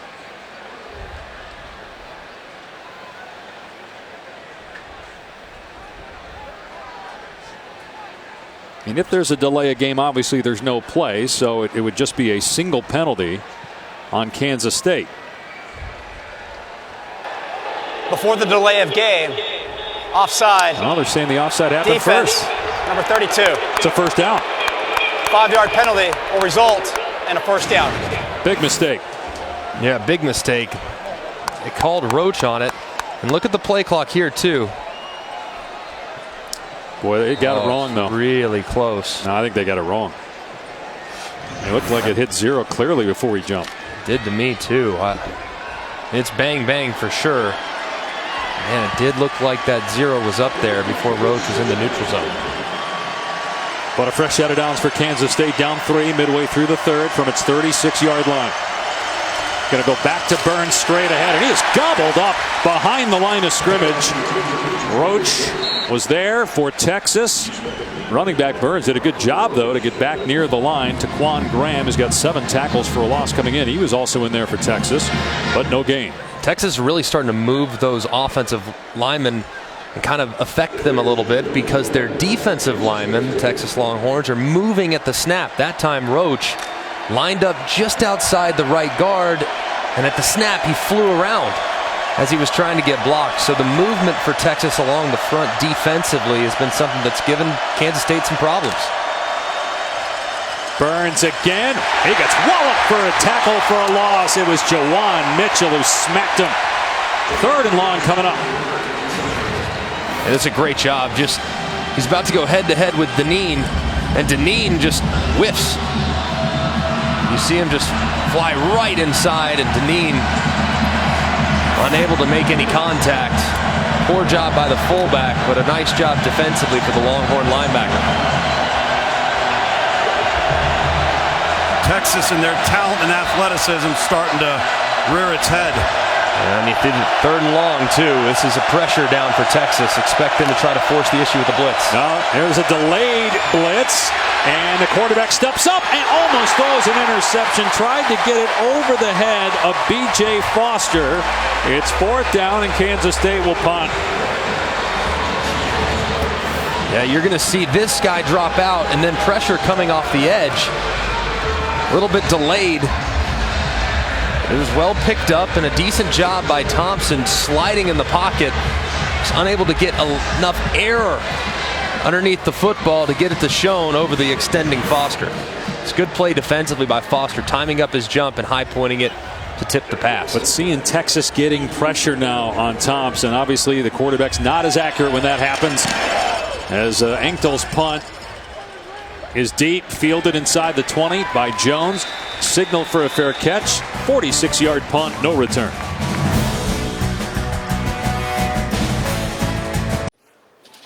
Is that Quesadillas?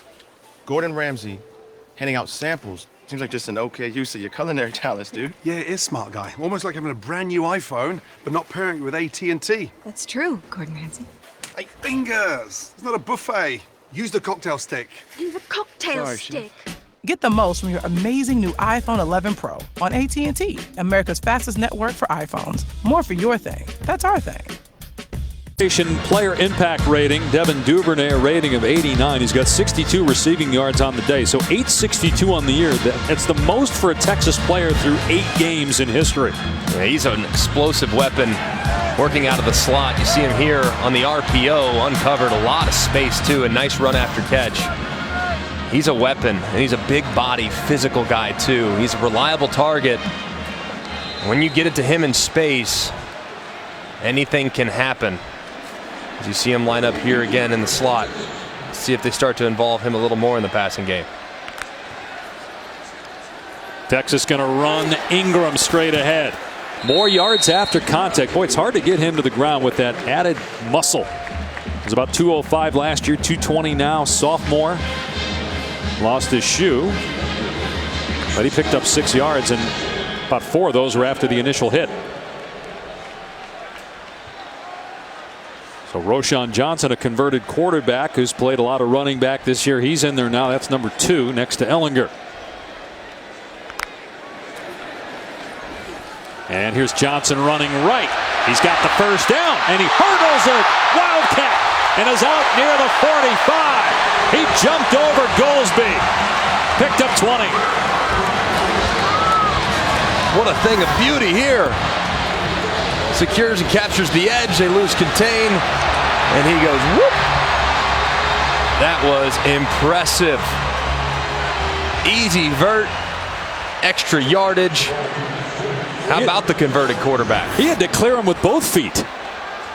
That was awesome.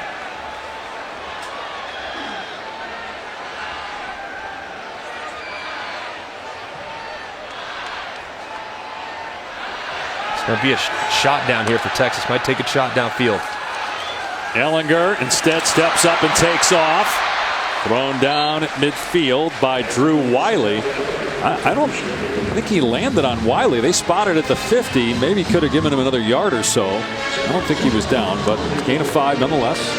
Like the play call there by the offensive coordinator for the Longhorns, Tim Beck. Just have a big run, have some momentum, fresh set of downs, take a shot. Nothing there. The quarterback makes it right, but still making first down a positive play. And they're going to run Johnson, and he's got the first down.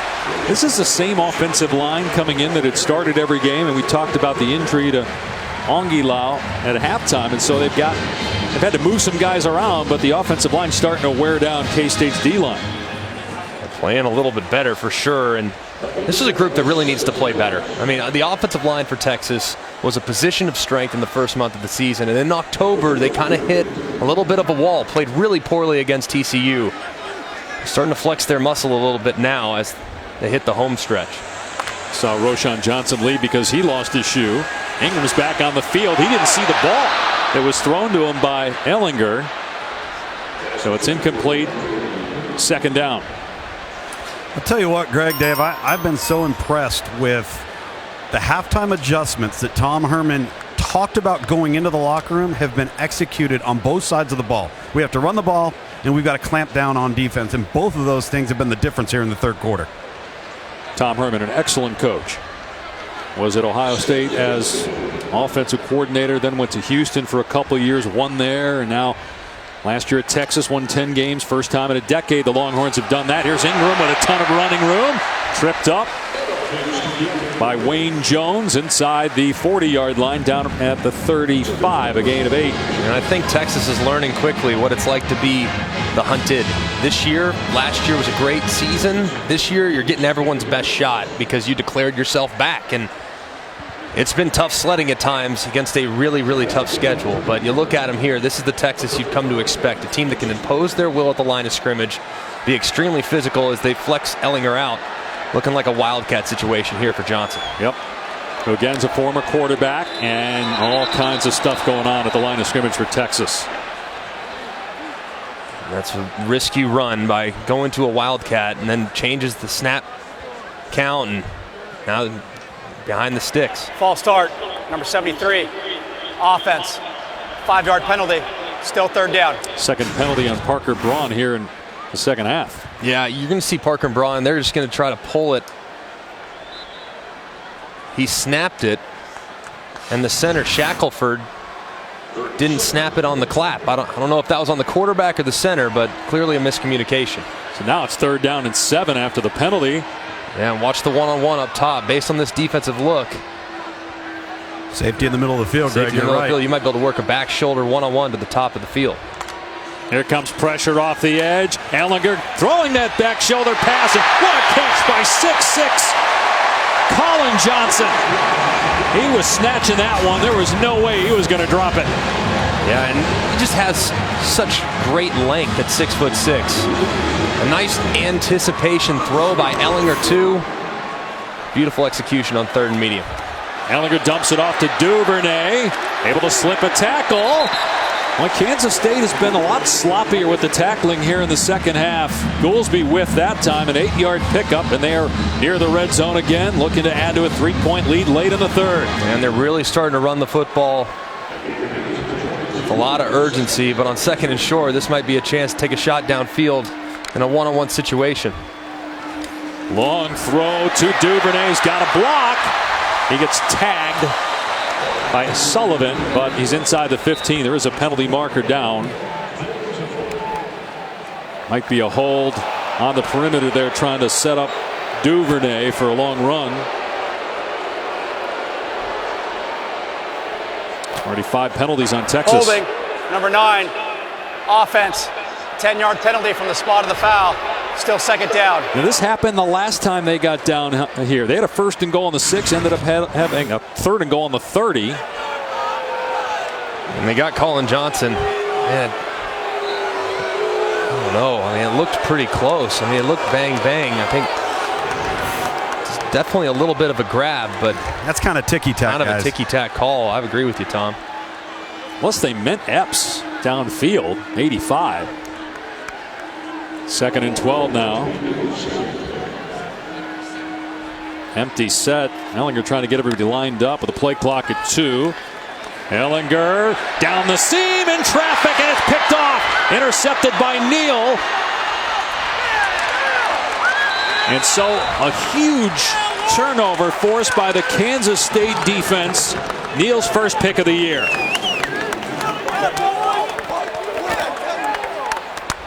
This ball just took too long.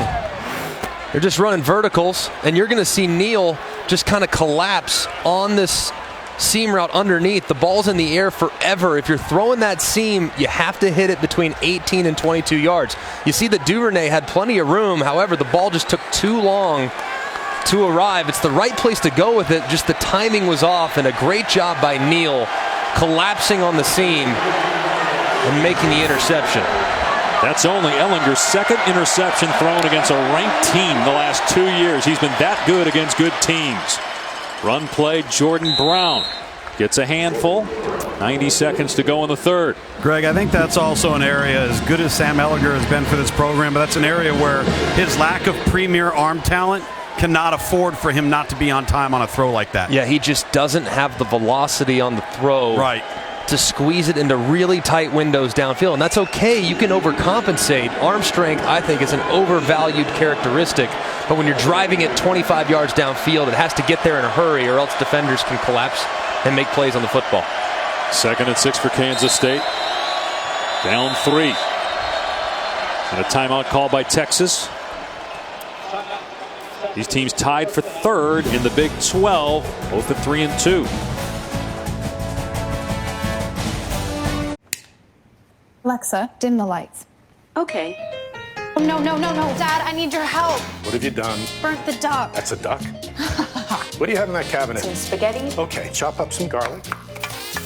Your mom cooked duck for me once. Did she burn it? Of course she did. Of course she did. Now it's beautiful. There you go. How do I look? Perfect. Thanks, Dad. What's his name? Dad. Alexa, hang up.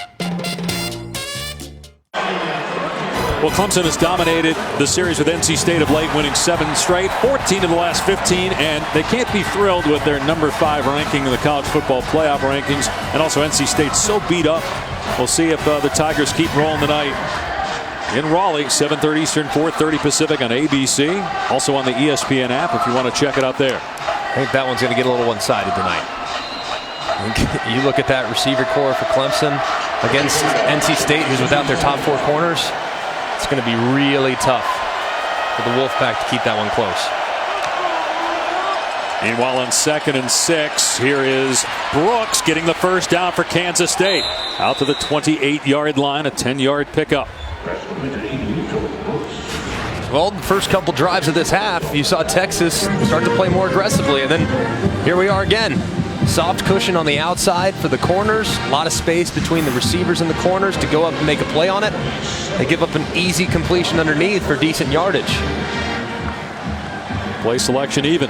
Yeah, and that's who they are. They want to be balanced. However, clearly heavily tilted in regards to how productive they've been on their passing plays relative to how productive they've been in their run game. Which is unusual for them. Texas coming with pressure. The pass away, and it's caught by Schoen. Shoved out of bounds after a short gain. Jawan Mitchell had pressure. Tackle made by Brandon Jones downfield. Yeah, this is a great job, knowing that you have an unblocked guy on the left side. Mitchell is unblocked. You have to throw your hot route. Hot route. Red 7 hot route. That's hot exactly route. What they went with. I don't even know what that is. Well, I'm glad that Skylar Thompson knew, and it was a nice job of getting it out to beat the blitzer. That's the end of the third quarter in Austin. Texas takes a 3-point lead to the final frame.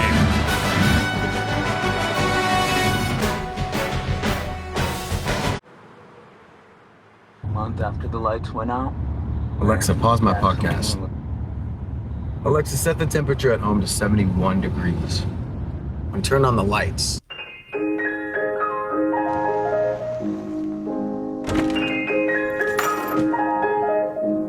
Alexa, call Mike. Thanks, hun. Have fun at work.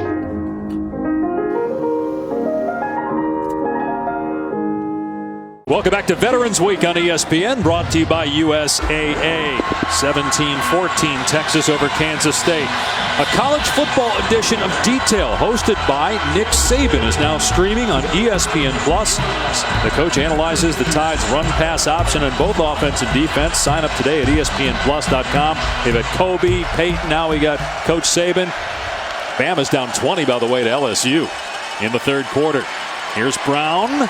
And he's tackled for a loss on 2nd and 6 by B.J. Foster. So it's third down and about 7. Good job by B.J. Foster there. Here, critical down and distance for Kansas State. Haven't been able to do much so far here in the second half. Texas has dominated the third quarter.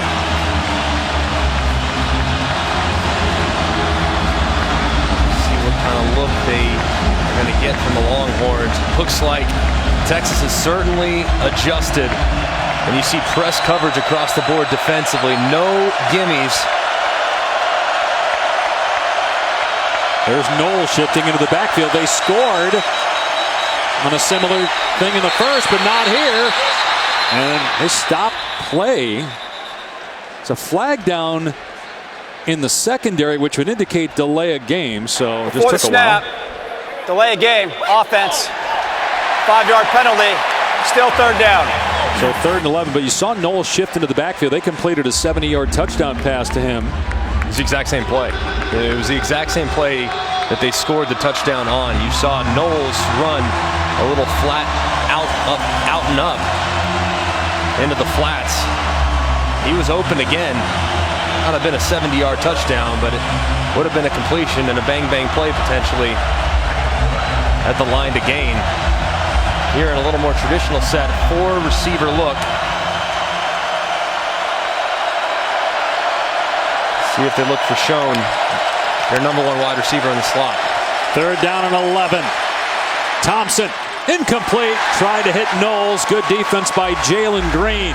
You wonder if that secondary for Texas just needed some time to settle back in with all the injuries they've had, because they've shut down the Wildcats since the first quarter. Yeah, this was a beautiful job by Green. See the little tug? See that right hand where he grabs the jersey, and most Kansas State fans would say, well, that's holding. And yeah, in all likelihood it is, but when it's down around the waist, it's really hard for the officials to see. That was tight coverage there by Green. Line drive punt. Jones breaks tackle, still going. Inside the 40. Cuts it back. All the way down to the 21-yard line.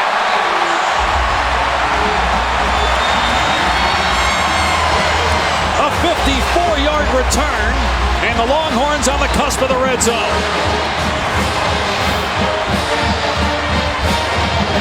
Man, I just love how quickly he got vertical.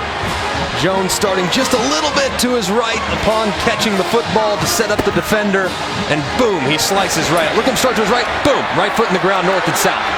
Spinning. Terrible job of tackling, by the way, for Kansas State's punt unit, but still, what a huge play for Brandon Jones to give this stadium some life. And now, 1st and 10 inside the red zone.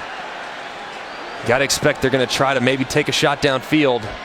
after sudden momentum change. Ehlinger with a quick throw toward the sideline. Johnson pulls it in again. He's got a height advantage over Neal of about 9 inches, so that's just easy pitch and catch. Well, you mentioned, though, on that punt return, the poor tackling by Kansas State. I mean, that's been the story here in the second half. They're not wrapping up, and you wonder what you attribute that to. Yeah, I mean, you got to give credit to Texas's offensive players and guys carrying the football, but you're right. I mean, they were much more sound defensively in the first 2 quarters. And all year. Here's Ehlinger on the keeper, and he's close to the first down, to the 11-yard line. They're going to mark him short, 3rd down. Yeah, this has plagued them, the tackling for Kansas State, and really their losses, particularly Baylor, and it had gotten cleaned up the last couple of weeks. And now the athletes for Texas are becoming very difficult to handle in space for Kansas State. Texas trying to go quickly here on 3rd down and short. Low snap. Ehlinger hands it off. Ingram busts a tackle, cuts it back, and scores! Touchdown, Texas!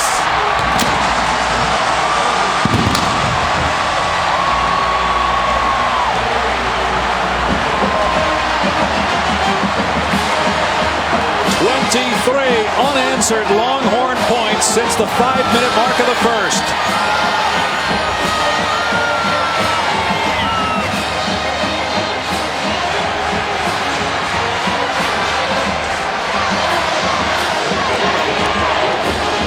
Two touchdowns for Ingram today on the ground. The lead is up to 10.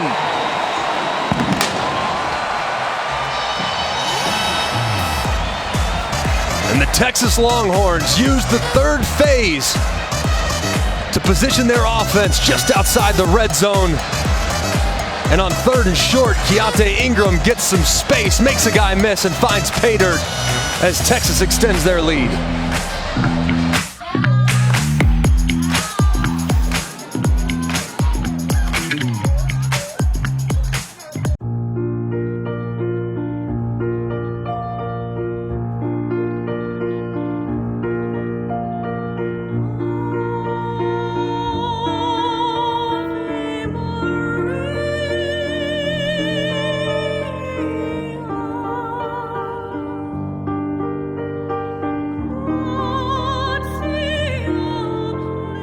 Free one-day delivery on millions of items. With Prime. They pass Greg McElroy, Tom Luganville, and Austin, Texas with 24 straight points. Think of all the injuries at running back for the Longhorns. Daniel Young, Kirk Johnson. They got Roshan Johnson, a quarterback, playing backup running back. Jordan Whittington hurt. But Keontae Ingram carrying the load today, a career high in rushing yards and 2 touchdowns. K-State electing to return this one. Youngblood has running room past the 30-yard line. Kicker to beat. Goodbye. Youngblood takes it the distance. 98-yard kick return for a touchdown. Wow. Just wow. One of the most important aspects of going on the road is bringing a heck of a kick return unit with you. It can completely change the game. Greg, I was standing right behind it in the end zone. You could have driven a semi-truck. It was beautifully blocked. The Youngblood untouched to the crib. Unbelievable. Was that the first return? I mean, it seems like every other time today, even in the field of play, it's been a fair catch. Right. Sure. Did that catch Texas off guard, maybe? It could affect how hard you run down. Point after is good. It's 24-21. 50th kicker punt return for a touchdown over the last 14 years. The most in the country and 19 more than the next team. This is what K-State does. Just when you think you got the Wildcats down for the count, they come back with a 97-yard kick return for a touch by Youngblood.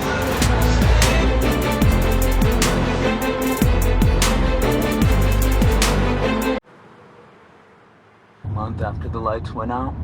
Alexa, pause my podcast. Alexa, set the temperature at home to 71 degrees. And turn on the lights.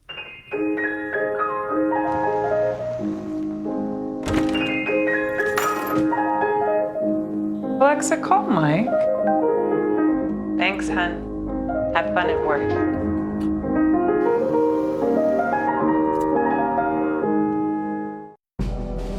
ESPN College Football is presented by PlayStation 4, the best place to play, and in part by USAA.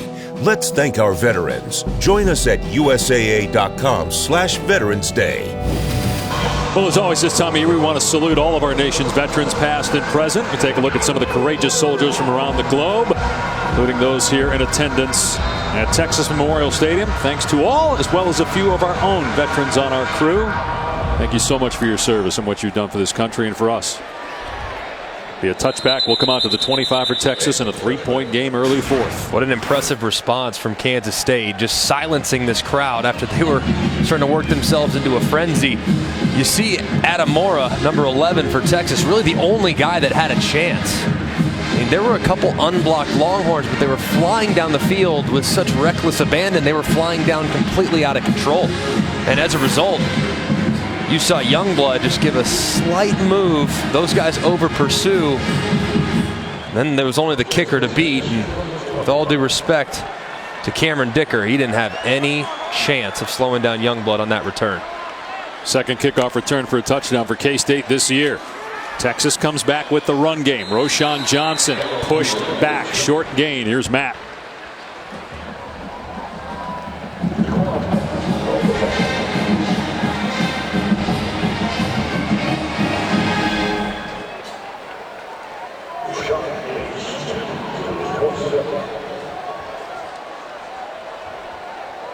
Oh my goodness. Louisville was playing so well, and Miami was a train wreck a couple weeks ago, and look at the offensive performance today. My goodness. Ellinger keeps it here past the 30-yard line. He's going to come up short, though, of the line to gain. Daquan Patton on the stop. Be third to about 4. Texas in front by 3, 11-minute mark. They were down 14-0 10 minutes into the game. And since then, their offense has been explosive. It scored 24 unanswered before that kick return. It's really been their defense, though, that have allowed them to have plenty of opportunities offensively. The defense was really swimming those first couple drives, but they've settled in nicely here as the game's come along. On 3rd down and 4, long pass that's incomplete. Boy, Hubert was really close to being offside. He jumped the count and obviously won, and it looked like maybe Ellinger was worried about Hubert getting in his face. Man, I just hate this. You have a quarterback that's playing running back in Johnson working against their best pass rusher. And I know it's quick game. I know ball's designed to come out and it's supposed to hit you quick. But man, if it isn't there immediately, the quarterback's in an impossible spot. I just hate that matchup with the way Texas tried to protect that one. So 3 and out. K-State's got all this momentum, and the place was going berserk after that last Texas touchdown. It was silence on the kick return. Now the Wildcats are going to get the ball back. Just get the punt away. Brooks under it, and the fair catch made around the 28-yard line of K-State. Plenty of time to go. Wildcats down 3. Alexa, dim the lights. Okay. Oh, no. Dad, I need your help. What have you done? Burnt the duck. That's a duck? What do you have in that cabinet? Some spaghetti. Okay, chop up some garlic. Your mom cooked duck for me once. Did she burn it? Of course she did. Of course she did. Now it's beautiful. There you go. How do I look? Perfect. Thanks, Dad. What's his name? Dad. Alexa, hang up. Big 12 now on ESPN Plus, the exclusive home for the weekly Les Miles All Access Show. Get more than 40 men's basketball games as well, including 15 featuring K-State or Texas. Sign up today, ESPNplus.com/Big12 now. Take a look at this week's college football playoff rankings brought to you by Allstate. At least the top 10 with Oregon and Utah both idle. Georgia plays after us here on ESPN. Clemson tonight on ABC. Could be a major shakeup at the top 4 with Penn State losing and Alabama down big right now, although driving against LSU. Yeah, and what's going to happen with Oklahoma tonight? I think Iowa State, they obviously beat them in Norman a couple years ago. That's an intriguing game in the Big 12. Kansas State on 1st down. A pass here to Gill. And Gill gets a first down. What do you think the committee's message to the Big 12 was this week, with Oklahoma being 9 and Baylor unbeaten being 12? Although Oak State with 3 losses, the only 3-loss team to be in the top 25 for the Big 12. Well, I think that Oklahoma is still in a position to potentially get there, but they need some chaos. They need the Pac-12 to cannibalize itself. I think now Penn State, even with 1 loss, still has a chance. And where does Minnesota go? I mean, Minnesota was really impressive today, so they slide all the way up from 17 into the top 10. So I think the Big 12 is still in a position of strength potentially with Baylor being undefeated, but they got their work cut out for them to get to the playoff. Thompson off play action has a completion to Lenners, close to a first down.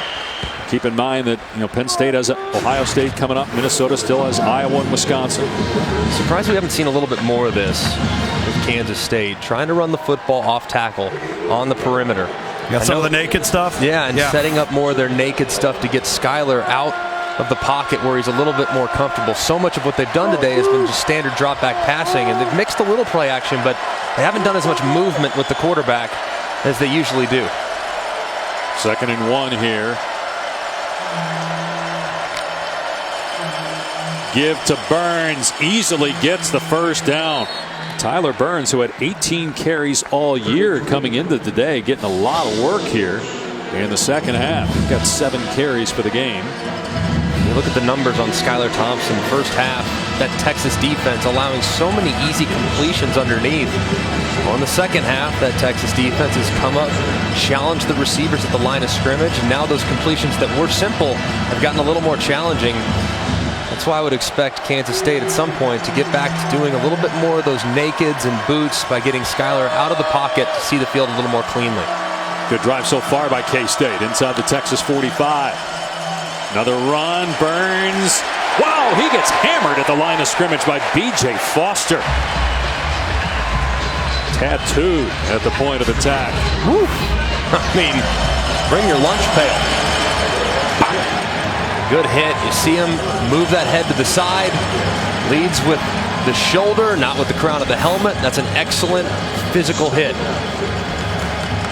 Greg, also this passing game for Kansas State, instead of the outside guys having the cushion, so they've gone to the inside bubble screens, which has given them a little look, and the outside guys just block the press coverage. And be prepared for one of those bubble screens where they fake it to the bubble and they throw the pump behind it. They've set that up nicely. It might be coming at some point. Play action, no, it's a handoff. Brown dropped for a loss. Graham and Roach team up on the tackle, so now you got 3rd down and long. There is an injury over on the far sideline for Kansas State. Away from the play. Yeah, this was... You're going to see this hit, and it's going to make you really mad. I want you to watch the Texas defender, Jalen Green.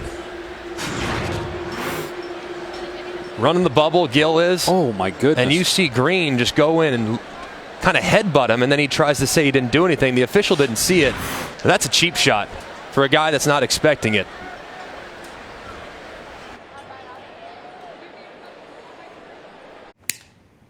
Alexa, dim the lights. Okay. Oh, no. Dad, I need your help. What have you done? Burnt the duck. That's a duck? What do you have in that cabinet? Some spaghetti. Okay, chop up some garlic. Your mom cooked duck for me once. Did she burn it? Of course she did. Of course she did. Now it's beautiful. There you go. How do I look? Perfect. Thanks, Dad. What's his name? Dad. Alexa, hang up. Clearly missed the cheap shot, the unnecessary roughness, but I think they're going to get him with targeting here with the booth-initiated review. Watch this hit by Jalen Green and Wyking Gill. I mean, it looks like he launches, and that's an indicator, so it should be targeting. It's a dirty play. It's a ridiculous play by Green. After review, it was determined that there was a personal foul targeting on number 3, Texas. 15-yard penalty from the previous spot, automatic first down. Number 3 has been disqualified. And that's a big loss for them. They just got him back recently. He missed 4 games with a shoulder injury. Texas has had some just awful penalties, but that is the worst of them all, and it wasn't close. That was just stupid. And honestly, it's disrespectful to the game. I mean, And that's not an effort penalty. That's a discipline-focused penalty. It's just dumb. And he'll, of course, miss the first half of next week's game when they're probably going to need him against an offense that can score a lot of points in Iowa State. So really dumb penalty there by Green. And it gives Kansas State a first down inside the 30-yard line as well. Down 3. And it's a quarterback keeper. And a nice open field tackle on Thompson by Anthony Cook, who's listed as Jalen Green's backup at corner, but we've seen him out there some today. Sophomore from Houston. So second down and 8. 7.5 to go here in the fourth. Kansas State led 14-0. Then was drawn 24-14. But a kick return for a touchdown. A 3-and-out forced Texas to punt. And then this impressive drive by the Wildcats to get all the way down inside the 30. From here, it would be about a 46-yard field goal try, which is the longest season for their kicker, Blake Lynch. Play action. Thompson, well overthrown. Not on the same page with Knowles. It is third down and 8. It's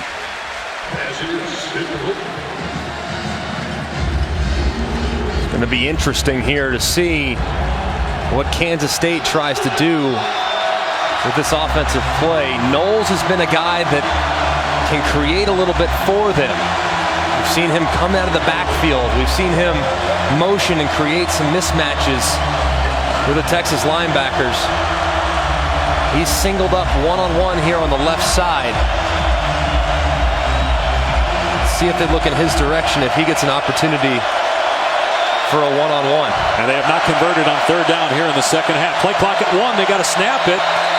Should have been a delay of game. There is a flag down. That might push them out of field goal range. It might change their play call here on third down and 13. Did they get a timeout? Yep. Chris Kleiman saying, I called timeout. Before the snap, timeout. Kansas State. So that leaves them with 2. We'll come back with third down and long.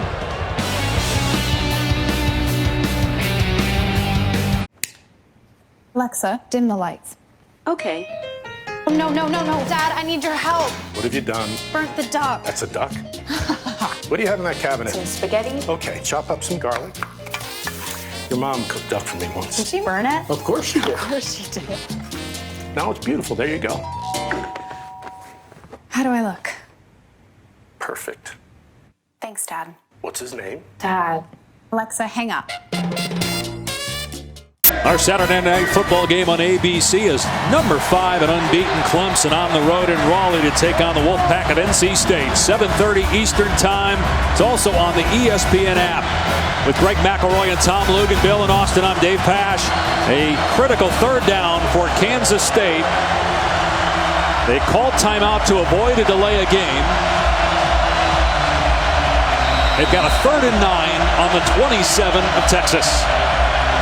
And the Longhorns just lost one of their best defensive backs, Jalen Green, due to a targeting violation. Keep an eye on this slot right here. That's Gill. He's got a lot of space between him and the closest defender. Skylar Thompson, the quarterback, with time. Going for it all, and he's got it. Then the ball came out at the last second. Schoen had it. He got hit. The ball came out. It's incomplete. Deshaun Jamison was down there for the Longhorns as Schoen tried to secure it. And at the last second, it was ripped out as Schoen went to the ground. Man, that is a heck of a play by Jamison. Staying with it. Great coverage. Is a really nice throw. It's a great throw. And now a chance still to tie the game. This would match. Well, Blake Long would be 45. The season long is 46. And it is perfect. A new game with 6:45 to go. 24 apiece.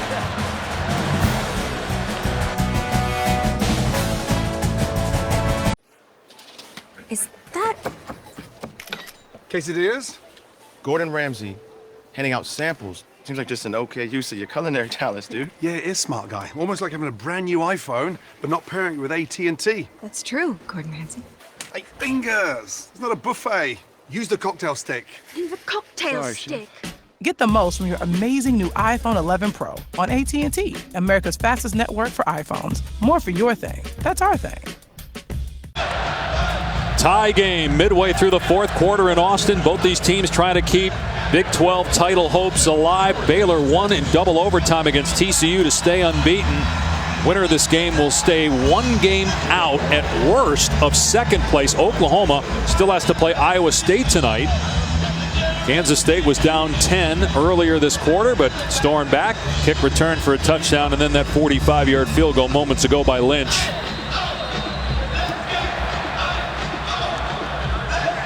But that drive by Kansas State was aided by incredibly foolish penalty by Jalen Green, which we'll show you in a moment. Touchback that'll come out to the 25 for Texas, but that's not the only miscue by Texas. There was a missed field goal. Yeah, this is a 55-yarder, but he had made a 57-yarder earlier. Here's a personal foul for a late hit on Parker Braun, and then a pick in the red zone by Ellinger.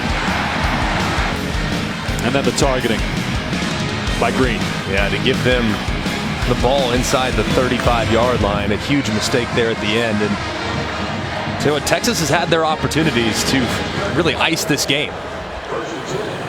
Kansas State just won't go away. Yeah, they won't go away. And obviously the miscue on the kick return that resulted in a touchdown to bring them within a field goal is huge as well. Ellinger to throw as a completion to Johnson. And Johnson up to the 40-yard line as Neal tried to rip it out at the last second. Sam Ellinger, junior quarterback from Austin, Texas. Was a Longhorn fan growing up. Came into the top 10 in the country in both passing yards and passing touchdowns. He's had a pretty good career here. Led them to a Sugar Bowl win a year ago. Was the MVP of that game against Georgia. Coming off a game in which he threw 4 picks against TCU. Trying to get the Longhorns back on track and get their 6th win of the season. Gonna hand it off here. Ingram is over 100 yards on the day. Breaks more tackles. Finally run out of play in K-State territory after a 13-yard gain. Man, this is a great run by Ingram. Trying to bounce it outside, stays patient, sees a seam and hits it. Excellent work by the sophomore running back. So many guys early in their career, they'll just, if it's not there, they'll just run in the back of their offensive lineman. They'll try to break it to the outside. That time, Ingram just waiting, methodically plotting, and as soon as some space opened up, he exploited it. Ellinger keeps it here. Lowers the shoulder again. A late flag, though, is thrown. You wonder, did Ingram grab a hold of Hubert in the backfield? Again, there's that block again, Greg. You mean where you have the back on the defensive end? Yeah. Holding, number 52, offense. 10-yard penalty from the previous spot. So that was on Cosme. Flag was thrown pretty late. Yeah, and it was a late penalty, actually, too. You're going to watch Cosme. He's going to work all the way over here. And as he tries to retrace, you're going to see the defender, number 51, trying to go after it and get it. That was Reggie Walker. You saw Cosme put that big old arm out and grab the defender. It's a good call by the official. 8th penalty for 80 yards, and now it's 1st down and 20 for Texas. Play action. Ellinger steps up, dumps it off to Ingram. Able to break another tackle. Boy, it has been really hard to get him to the ground on initial contact. Jordan Mitty eventually drags him to the ground. We're inside 5 minutes to go in the 4th.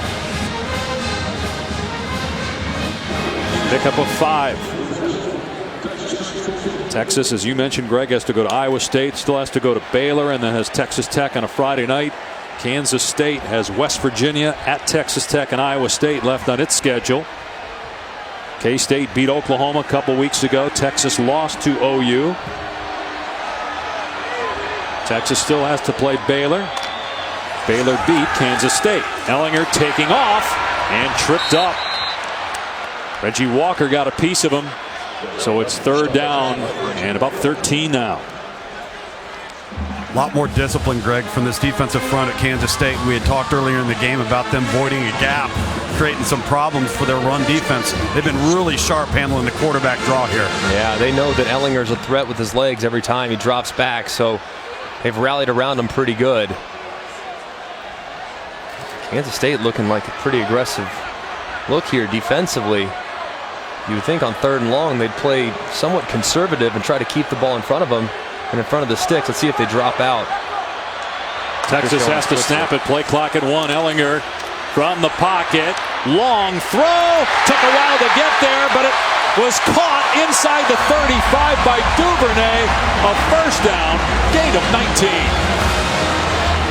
That was a great throw by Ellinger as they try to get to tempo, and a good job too by Duvernay going down, securing the catch, creating some separation, and picking up a huge 3rd down conversion on 3rd and long. Gets him in field goal range for Dicker. Here's Ellinger down to about the 30-yard line. That's going to chew up some clock. Dicker made a 57-yarder earlier this season, the longest at Texas in 35 years. Of course, there's enough time to still go down and get a touchdown. We'll see how Kansas State chooses to use its timeouts. If I'm Kansas State and I'm the defensive coordinator, Scotty Hazelton, this might be a scenario where I come after the quarterback, trying to knock him out of field goal range potentially, or at least make the field goal a whole lot tougher. So let's see if Kansas State opts to pressure. Doesn't look like they're going to. Or Texas may just keep it on the ground here too and run clock. No, they throw it, and it's Duvernay on the catch inside the 15. Slammed down at the 13 by Goolsby, but they're in the red zone. Clock will restart on the ready for play with 2:31 to go. No need for Kansas State to be thinking about timeouts just yet. But at some point, if you're Texas, you got to think Tom Herman's telling his offense, hey, we're going to melt this clock, because if we give it back to the Wildcats, we want to do so with as little time as humanly possible. So don't expect the Longhorns to snap the ball higher than 5 seconds on the play clock at any point in the next few plays. From the 13 of Kansas State.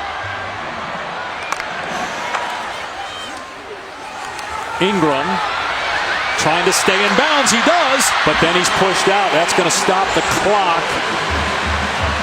Knocked out of bounds at the 5, 2 yards shy of the line to gain. 1:51 to go. Nobody is sitting down here in the stadium. Been such a strange year for Texas. With how sometimes they've looked good enough to beat a team like LSU and then play poorly at TCU. Kansas. Yeah, right. They won that game by 2 on a last-second field goal against the Jayhawks here in Austin. Texas is back. Their back's been against the wall. They've answered the toll. On 2nd and 1, Ellinger going to keep it here. 1st and goal. So does K-State use a timeout? Do they allow Texas to score? I mean, how do you handle this here if you're the Wildcats? Well, you can't use your timeout now because Texas just got a fresh set after picking up the 1st down there, but here he's going to use one. Right, because on the ready for play, you're starting the clock. Do you think about letting them score? I mean, I wouldn't, knowing that a field goal is still an option. I would not. But if Texas just takes a knee here, forces Kansas State to use its last timeout, then takes a knee on 2nd down and 3rd down, they could take the clock down inside 30 seconds, and maybe you don't even have a shot if you're Kansas State of getting a field goal. Yeah, I think when you get to that point, exhaust your options in regards to timeouts first. See if you can at least force them to play 3rd down, and then you start to consider it. I wouldn't let them score knowing that my defensive line, I have some guys up there that can create some chaos, and who knows, fumbled exchange, they go with the zone read, something catastrophic happens for Texas. So I wouldn't let them score by any stretch, but that's something you would have to start to entertain if in fact they exhaust their final timeout. It was interesting. We were talking with Sam Ellinger yesterday, and he, as we were speaking to him, there's a poster behind him of Vince Young, and he said, you know, when you play poorly and you lose at Texas, everybody wants you to be the guy behind me, talking about Vince Young. And he understands the pressure that comes with not only being the Texas quarterback, but he's an Austin native, Sam Ellinger. Right. And how about the drive that Ellinger has put together here in crunch time to put his team in position to win the game? And I mean, how many times have we seen it too? I mean, you look at Ellinger, I want him on the field with the game on the line. I do. I mean, the poise that he showed against Kansas was a good example too. I mean, backed up, went right down the field, positioned Dicker for an opportunity to win the game. So this is, I don't think any of us are surprised to see him playing well in this situation. Ellinger down to the 1, so helmet just came off there of Elijah Sullivan. He's going to have to go. There's no penalty flag. He's going to have to go to the sideline here for a play. They just used their final timeout. And they obviously didn't let him score there. So now if you're Texas, I mean, you have the option. You can try to get the touchdown here, or you can take a knee and put yourself in a position just to kick the short field goal. You assume they would try to go for the touchdown, though. Don't take any chances with your kicker. It was 14-0 Kansas State with 5 minutes to go in the first quarter. Texas came storming back, not only to tie the game, but to go up by 10 on a touchdown by Keontae Ingram. He's had 2 touchdowns in this game. Ingram over 100 yards on the day. It looked like the Longhorns were pulling away, but then on the ensuing kickoff after that last Ingram touchdown, it's a house call for the return man Joshua Youngblood, the second kickoff return for a touchdown this season for Kansas State. The Wildcats then kicked a field goal, aided by a targeting call on Texas. In the second half, yardage difference, crazy looking at that, 317 to 55. Yeah, we're still tied. Kansas State out of timeout, 2nd and goal from the 2. I wouldn't give it to anybody else but 11. Yeah, I'd run every play they got. If they got it and it includes 11, he's running it. Quarterback power. Absolutely. If I have to run it 2 more times right in a row, I don't care. Yep. I want my strongest ball carrier carrying the football. That's what I'd expect here. It is Ehlinger, and he's down, loses a yard, but again, Kansas State can't stop the clock. Yeah, he took a knee. Playing for the field goal. Playing for the field goal. I'm a little surprised, but you can understand why, because you could either say, you know what, we're going to try to get a touchdown and make Kansas State have to score a touchdown to have a chance to beat you with a 2-point conversion or kick the extra point for overtime, or we've got an easy field goal. I mean, it's an extra point, basically. It's an easy field goal. The problem is I hate relying potentially on the snap operations, the hold operations, especially now knowing you have a backup holder in the ball game, because Buchevsky, your starting holder, has been lost for the year. So maybe this is a situation too where, not because of the timeouts, I don't think you would ever try to kick it on 3rd down, not because then you could take more time off the clock. So interesting decision too, knowing that they were really starting to get some push along the line of scrimmage running the football. Tonight, after Wyoming and Boise State, SportsCenter with Kenny Mayne and Zubin Mehenti. Post-game coverage from LSU Alabama. The Tide is only down 6 now. They've come storming back in that game. Minnesota knocked off Penn State. Reaction from that game. And the ceiling for the Rockets with Harden and Westbrook. A couple of games over 500 right now, the Rockets, and they're taking on Chicago tonight. That's coming up after college football. ESPN, as well as the ESPN app. Keep in mind, Dicker missed a 26-yard field goal earlier this season. He beat Kansas as time expired with a 33-yard field goal. And again, Kansas State cannot stop the clock. Texas has 1 more timeout remaining. Ball's in the middle of the field right now. You know, because the point you made about the holder, you have the option here if you're Texas to snap it on 3rd down and try to kick the field goal. But then you leave time on the clock for Kansas State. Which you wouldn't do that. So you would trust your operations between snapper, holder. You have to be able to execute it on 4th down because you just want to exhaust the clock as much as you can. But with there being a backup holder, it's an interesting proposition. It's certainly no guarantee, but it almost feels like a formality knowing that Dicker has been pretty solid with game on the line. Ehlinger running into the end zone for a touchdown, but a penalty marker down. Penalty markers are down. I think they're going to get Texas for an illegal formation. I think there were too many guys in the backfield. They had 5 guys illegal in the backfield. Formation, more than 4 in the backfield. Offense, 5-yard penalty from the previous spot. Still 3rd down. And the clock is stopped. So they were illegal. I mean, 1, 2, 3, 4, 5. You have to have 4 guys that are off the ball. There they have 5, which makes the left. You can see them pretty clearly right here. All those guys behind the line of scrimmage, which makes them illegal. Eagles, the guy standing to the right side because of the tackle over, should have been on the ball. He was off. And as a result, the likely game-winning touchdown is wiped off the board. And now you've got a situation where if you're Ehlinger, you try to run the ball here, or do you just take a knee to protect it, take the clock down, call the timeout? Clock stopped because of the penalty. Kansas State out of timeouts. Ellinger basically takes a knee as he just runs forward to the line of scrimmage. So Tom Herman's going to take the clock down and then call his final timeout and try to win the game with 0-0s on the clock. It's been a beautiful drive by the Texas Longhorns to get into this situation. And 6 minutes of clock have gone off, and Kansas State might not even have an opportunity. Just beautifully orchestrated game management, positioning themselves for a game-winning kick.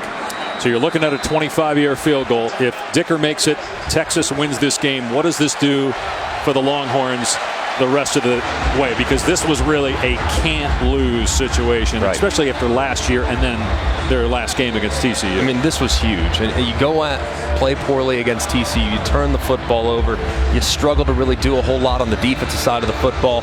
You go into the bye week all beat up with all types of criticism. You come out, you play against a really physical, really good, well-coached Kansas State team that's been playing their best football the last few weeks. This was an enormous game for the Longhorns, because if you think about it, 5-4 had they come up short in this one potentially.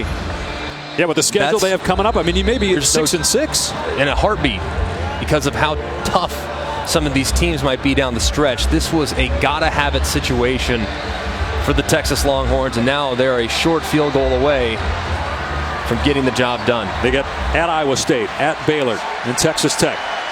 You mentioned Nagar, the backup holder because of the injury to Bachevsky. Cameron Dicker from 26 yards to win the game. Kansas State does not have a timeout to try to ice the kicker.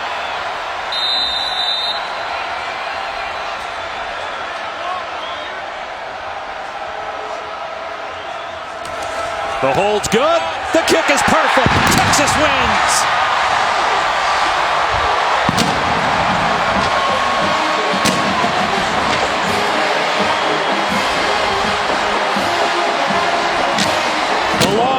Very much alive still to get to the Big 12 championship game.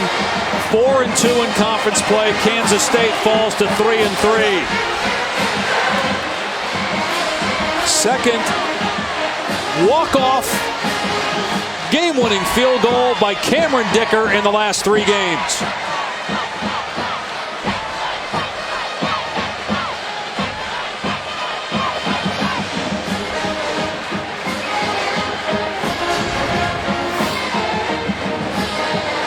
Perfect snap, perfect hold, laces out, and right down the middle.